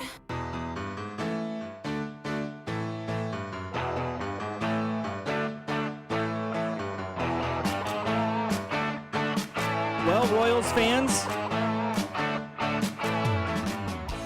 the team has acquired an outfielder. That's about all the excitement I've got. It's obviously not a huge name. If you haven't heard about it already, the Kansas City Royals picked up Cameron Meisner. He is an outfielder. He was with the Rays organization for several years. He played in 79 Major League games over the course of 2 seasons. Played in 8 games in 2024, and this past season he only played in 71. He hit .213 with 5 home runs and 22 RBIs, around over 215 plate appearances. He was actually, and this is the interesting part of the story, he's played most of his games in baseball, whether that be the minor leagues or in the majors, at center field. But he does have some left field experience. He is a tremendous glove. Despite only playing in 71 games last year, he had over 2 runs saved defensively. Problem is, he's not the most outstanding bat. Most interesting part of the story is that back in 2016, Meisner was a high school senior, and the Royals actually drafted him in the 33rd round. He, of course, said no, ended up going to the University of Missouri. 3 years later, after his career ended with the Tigers, he was taken in the first round by the Tampa Bay Rays. That was back in, that would have been 2019, 2020. He has obviously gotten off to a pretty slow start. He's a career .244 hitter in minor league baseball. He's only hitting .203 in Major League Baseball. Not exactly sure what this means overall. He's a depth piece. He's a guy who's played center field, could give Kyle Isbell a day off here or there, but I don't anticipate he's going to be an everyday left fielder. They did add him to the 40-man roster. There's now 36 guys on that 40-man roster. 4 free agents still for the Royals that they could quite possibly re-sign. We may discuss that a little bit later on, but the Royals did decide to pick up an outfielder. I don't anticipate that being their last move. Yeah, somebody in the text line mentioned that he's from Poplar Bluff. Yeah, they're down near the Boot Heel. So a Missouri kid, played at the University of Missouri, and is now going to be a member of the Kansas City Royals organization. 913-586-7965 is our number. After hours here on 96.5 The Fan. Logan Weber, Chris Uno-Cero, your home for Kansas City sports. You're listening to After Hours, brought to you by Twin Peaks. Eats, drinks, scenic views on your home for Kansas City sports. 96.5 The Fan. Hey, football fans, picture this. You bet on your favorite player to score the first touchdown in the game, but his teammate scores instead. If this happens, BetMGM wants to give you another chance at the end zone. With BetMGM's second chance promotion, you'll get your stake back if your first touchdown scorer scores second instead. That's right. Bet on any pro football player to score the first touchdown of the game. If you're right, you win. If your player scores second, you get your stake back in cash. With BetMGM's second chance offer, you have a chance to keep the fun going after the first player crosses the goal line. Try a first TD score wager with confidence today. BetMGM. Make it legendary. BetMGM and GameSense remind you to play responsibly. See BetMGM.com for terms. 21 plus only. Kansas only. Existing customer offer. Subject to eligibility requirements. Rewards paid back in unrestricted withdrawable funds. Please gamble responsibly. Gambling problem? Call 1-800-GAMBLER. In partnership with Kansas Crossing Casino and Hotel. Hi, I'm Lexi, your friend and jeweler at Shane Company. If you're planning to propose this holiday, we're ready to make creating your engagement ring a warm, welcoming experience. At Shane Company, we're all about your style, your budget, your dream engagement ring. Explore the widest selection of diamonds and ring settings ready for you to see in person, or visit us at shaneco.com. You'll have your ring in days, not weeks. Our friendly jewelry consultants don't work on commission. There's never any pressure, just perfect proposals. Shane Company, your friend and jeweler. If you're in the market for a new home or looking to sell your home, you need to contact the only agent I would trust if I needed to sell my home. It's Dawn Sharp with the Sharp Homes team, brokered by Epic Realty. And with so much inventory coming on the market, buyers have choices. The Sharp Homes team helps you stage, photograph, and present your home so its qualified buyers remember and want to fight to buy your home. Contact Dawn and her team via Google. You can just Google Sharp Homes Team. That's Sharp Homes Team. And start packing. Hi, this is Toby Tobin along with Jason Goodenkoff from Lewisburg Ford in Lewisburg, Kansas. Hi, Jason. Hello, Toby. Holy cow, you've done it again. We've done it again, Toby. We won the President's Award again this year. This is the 22nd time we've been awarded this awesome honor from Ford Motor Company. But what is the President's Award? The President's Award is the top award Ford Motor Company gives its dealers for excellence in customer satisfaction in both sales and service and their sales penetration numbers. So we are super honored to have received this award for the 22nd time. It covers the whole works at Lewisburg Ford. Absolutely, and it's a testament to the awesome people we have working at Lewisburg Ford and helping our customers, and it really shows with this award because it's only a few dealers that get it, and we've done it 22 times. I guarantee you this is the best place to buy a Ford car or truck in the Midwest. Absolutely. You couple that President's Award lineage with our no-hassle Toby Tobin pricing, it does not get any better than that. What is your toll-free number? 816-444-2300. Or LewisburgFord.com. The Fed just cut interest rates again, and that means now is the time to refinance with Golden Oak Lending. Lower rates mean lower payments, and our customers are saving hundreds every month. Plus, you can make no payments until next year. And if your loan doesn't close, we'll pay for your appraisal. Call 913-890-GOLD today and start saving. Golden Oak Lending cured my blues. NMLS number 114937. My ride smells just right, just right, just right, just right. Y'all gotta try that Febreze car. Just right, just right, just right. Yeah. La la la la la. With up to 40 days of consistency, all over Febreze car clips right on your vent. You know my car's my happy place. Keep that smile on my face. When it smells just right, just right, just right. Yeah. Breathe happy Febreze. La la la la. Another summer is ended, and you may have noticed that your energy is lower, your workouts aren't as productive, perhaps you aren't sleeping as well and feel foggy all the time, maybe even your sex drive is off. This is Jeff for Heartland Men's Health, and if you're experiencing some or all of these symptoms, it's likely you have low testosterone. And if that's what's going on with you, don't wait. You need to call us at Heartland Men's Health and get treated for your low T, because living with low testosterone is no way to live. With our low T treatments, if you're like most guys, your life will change considerably.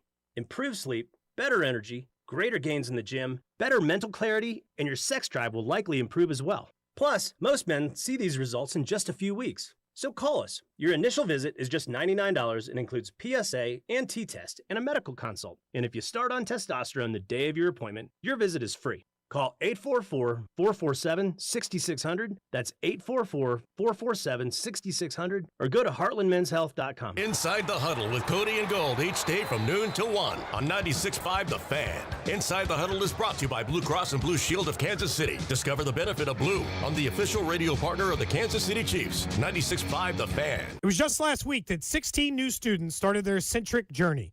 Before Centric, they were in the military, driving delivery trucks, handling package, managing warehouses, so much more, even finance. Now, they're all training for new careers in cybersecurity. And at Centric, your background doesn't matter. Cody, you listed off some of the backgrounds of the students, but you know what does matter? Your future. And cybersecurity is the future, and Centric can help make it yours. Go to Centric.com, book a call with our friend Russ Mondry today. This holiday season, make holiday travel a little brighter with Park & Go. All covered parking means your car stays safe from the snow and ice, so you can come home to comfort, not a scraper. Plus, Park & Go's friendly shuttle is ready and waiting the moment you park. No standing out in the cold. Fast and easy and open 24/7. Park & Go offers top-notch service at the lowest price. Once you try Park & Go, you'll never travel without it. Reserve your spot today at bookparkandgo.com. From the Park & Go family to yours, happy holidays. Within the cities we call home, Busey Bank is more than a name. It's a commitment to your dreams. With Busey, trusted guidance is tailored to empower you every step of the way. Whether it's seamlessly managing your finances or planning for your future, Busey is dedicated to your financial success.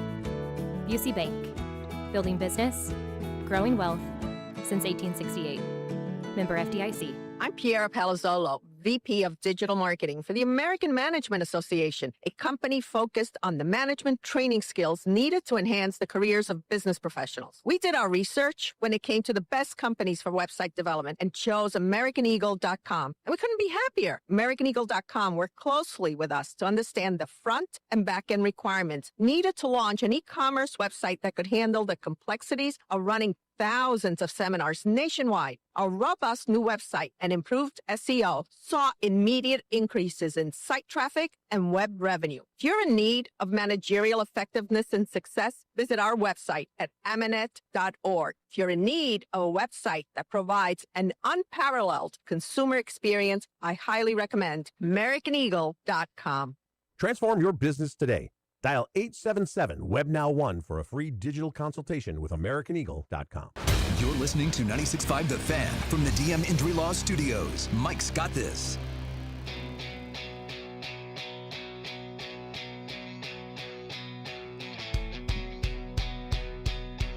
Well, it's certainly been one of the Monday Night Football games of all time. I'm going to tell you this right now. If any of y'all are like me and don't have YouTube TV, and you cannot watch this game because of this stupid dispute between Disney and Google, you are not missing anything. Nope. Not a whole lot happening. This is a terrible football game from a game that they hyped up a whole lot as the best Monday Night Football game of the year. This is not that. This is a showcase of two teams that are playing as bad as you can play in the first half. 0-0. At the half. And if you went to bed right now, I wouldn't blame you. They haven't even hit 100 combined passing yards Yeah, both quarterbacks look terrible. And, again, if you like a defensive battle, sure. But, this isn't even like a defensive battle. No. This is terrible offense. Yeah, I mean, neither quarterback looks good. Listen, I'm an Iowa football fan. Oh, yeah, so you know about this. This is your kind of football game. I have to enjoy this defense. This is your kind of football game, for sure. There is good defense being played in this football game, but equally as much bad offense being played in this football game. Yeah. It is a cause for an unentertaining evening of football if you planned on staying up this Monday night. Just go to watch bed. this game. Go to bed. It's cold outside. Just go to bed. Get an early morning. Get yourself in bed early. Yeah. Give yourself a chance to get start. up. Make a hearty breakfast before you head to the office. Those sorts of things that maybe you don't always do. Right? Yeah. Forget about that Pop-Tart sitting in the cupboard that you just grab and go on your way to work. You might have a chance to make yourself some bacon and eggs tomorrow morning if you go to bed now. Catch up on some sleep. And maybe hop on Netflix, turn it on, and fall asleep to it. Wait until are you sure? Are you still watching thing comes up that you turn the TV off? Do that. I was planning on going home and watching the rest of this game because I got an antenna. I'm not doing that now. No, I wouldn't. I'm a hop on one of these services. I'm gonna hop on YouTube or something, and I'm gonna watch something until I go to sleep because this is not a good football game. Maybe the only other major storyline today out of the National Football League, other than, of course, the firing of Giants head coach Brian Daboll, is that Joe Burrow has officially returned to practice for the Cincinnati Bengals. The 21-day opening has now begun, so the Bengals have 21 days to put him back onto the open roster, or the active roster, I should say, from the injured reserve. The timeline that they're reporting on tentatively is they're hoping to have him back before the Thanksgiving game, which does fall right in line with the end of that 21-day window. Right now, Cincinnati is 3-6. They have lost 5 of their last 6 games since Burrow went down with the injury. The plus side, though, for Cincinnati is they are playing in arguably, I wouldn't even say arguably, they are playing in the worst division in the NFL this year. The Steelers, after a pretty decent start to the year, are 5-4. They've lost 2 of their last 3 games, including to this Bengals team once already. The Ravens are 4-5. They're starting to get a little healthier. Lamar's back, but that defense is still really beat up. The Browns are a non-factor. The Bengals, if they're able to take care of enough business over the next couple of weeks, could get Joe Burrow back healthy and an opportunity to play the Ravens on Thanksgiving with an outside shot still in their grasp to make the playoffs. Because the AFC North, as of right now, that looks like a division that if you win 9 games, I think you get in. If you win 9 games, you probably win that division. At this point, 8-9 might win you the division. Look. It's like NFC South levels of bad from a few years ago. I know a lot of people are trying to talk them. Oh, yeah, the Bengals. And here's what's going to happen. If he comes back and they look good in the first game, everyone's, the Bengals, Super Bowl contenders. This Bengals team is not a championship contending team. They don't. Their offensive line is still somehow 6 years into Joe Burrow's career, still awful. Your defense is way worse than they were last year. You fired Lou Anarumo because you thought that was going to be an upgrade, and you're worse this year than you were last year defensively. And he's over here doing pretty damn good for the Colts. Not great. I mean, they had the most talent there for the Colts, and they just lost to Forrest Buckner for at least 3 more games. So that's going to hurt them for sure. But man, he's doing all right there in Indy. And not only that, but this is Trey Hendrickson's last year with your team. Your secondary's not good. You got half the team wants to get traded away. Regardless of what happens with Burrow in the offense, and I think Burrow will come back and play well, as long as he doesn't get hurt again. But that team's not a contender because you can't go out there and think you're going to win when your offensive line is that bad and your defense is that bad. And if I was Joe Burrow, I'm like, I'm not stepping out there again until you fix that line. Because every year they sell themselves on, well, we fixed the line this year. And then what happens in the first 4 games? Joe Burrow just gets smacked around by D linemen. Yeah. The first month of the season, and that's why they usually get down, and they ended up like 1-3 or 0-4, and then they got to try to resurrect their season. Happens every year, and it's just like, he's gonna keep getting hurt every year if you keep putting him behind these kind of lines. Yeah, you won the first 2 games of the year, and you've now lost 6 of the 7 that have followed. And yeah, this team can only win if their offense puts up an insane amount of points.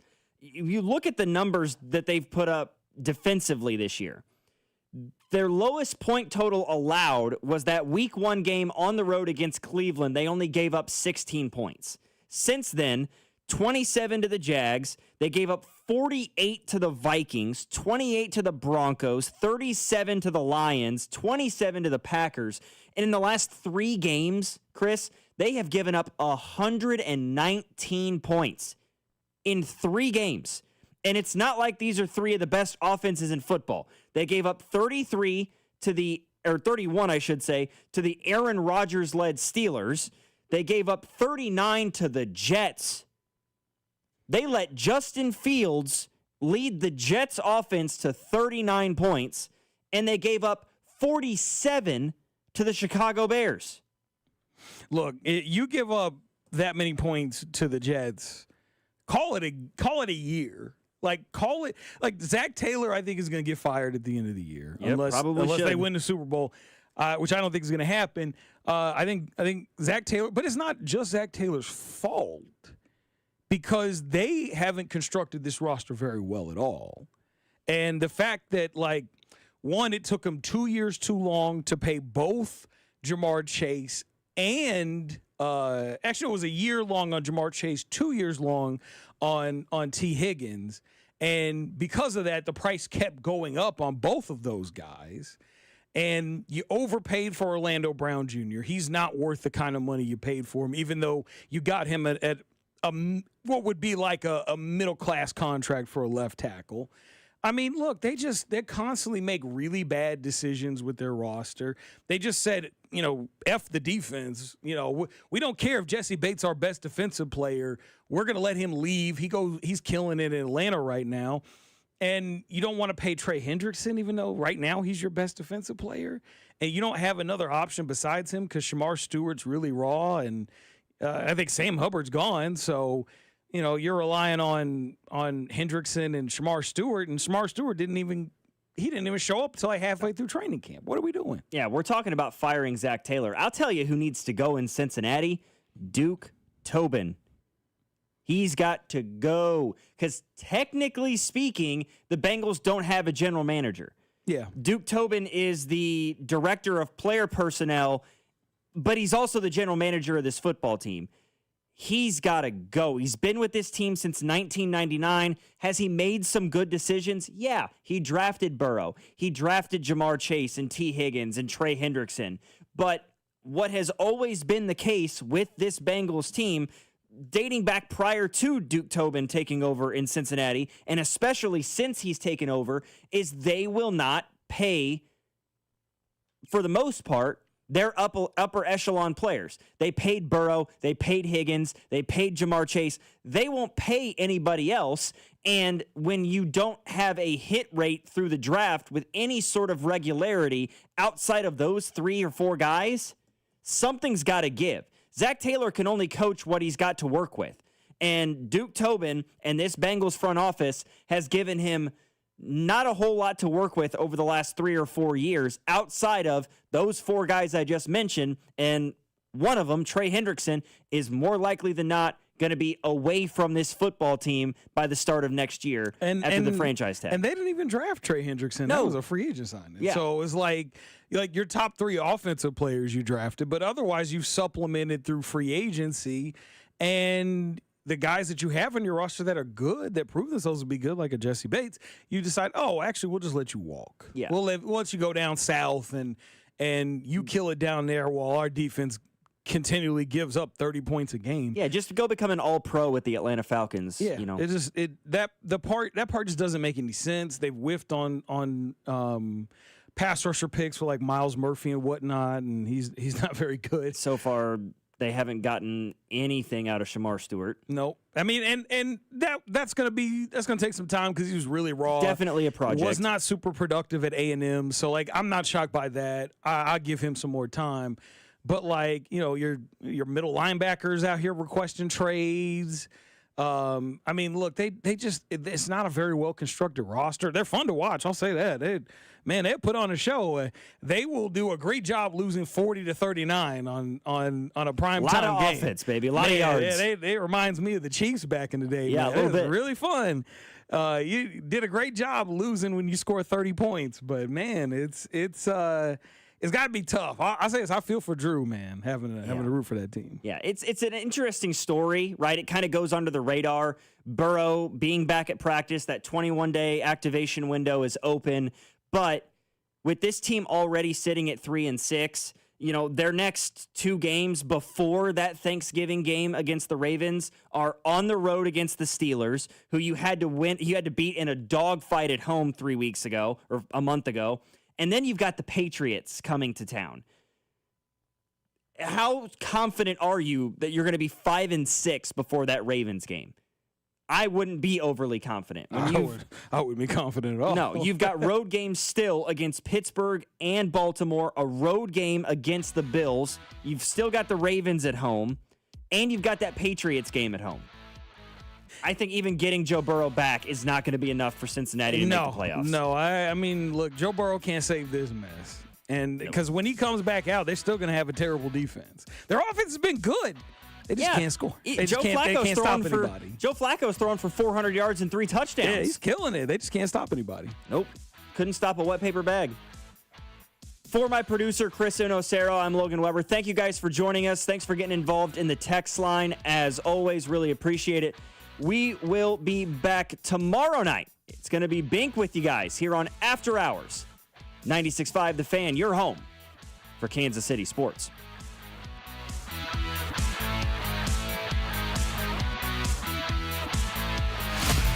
You're listening to After Hours, brought to you by Twin Peaks. Eats, drinks, scenic views on your home for Kansas City sports. 96.5 The Fan.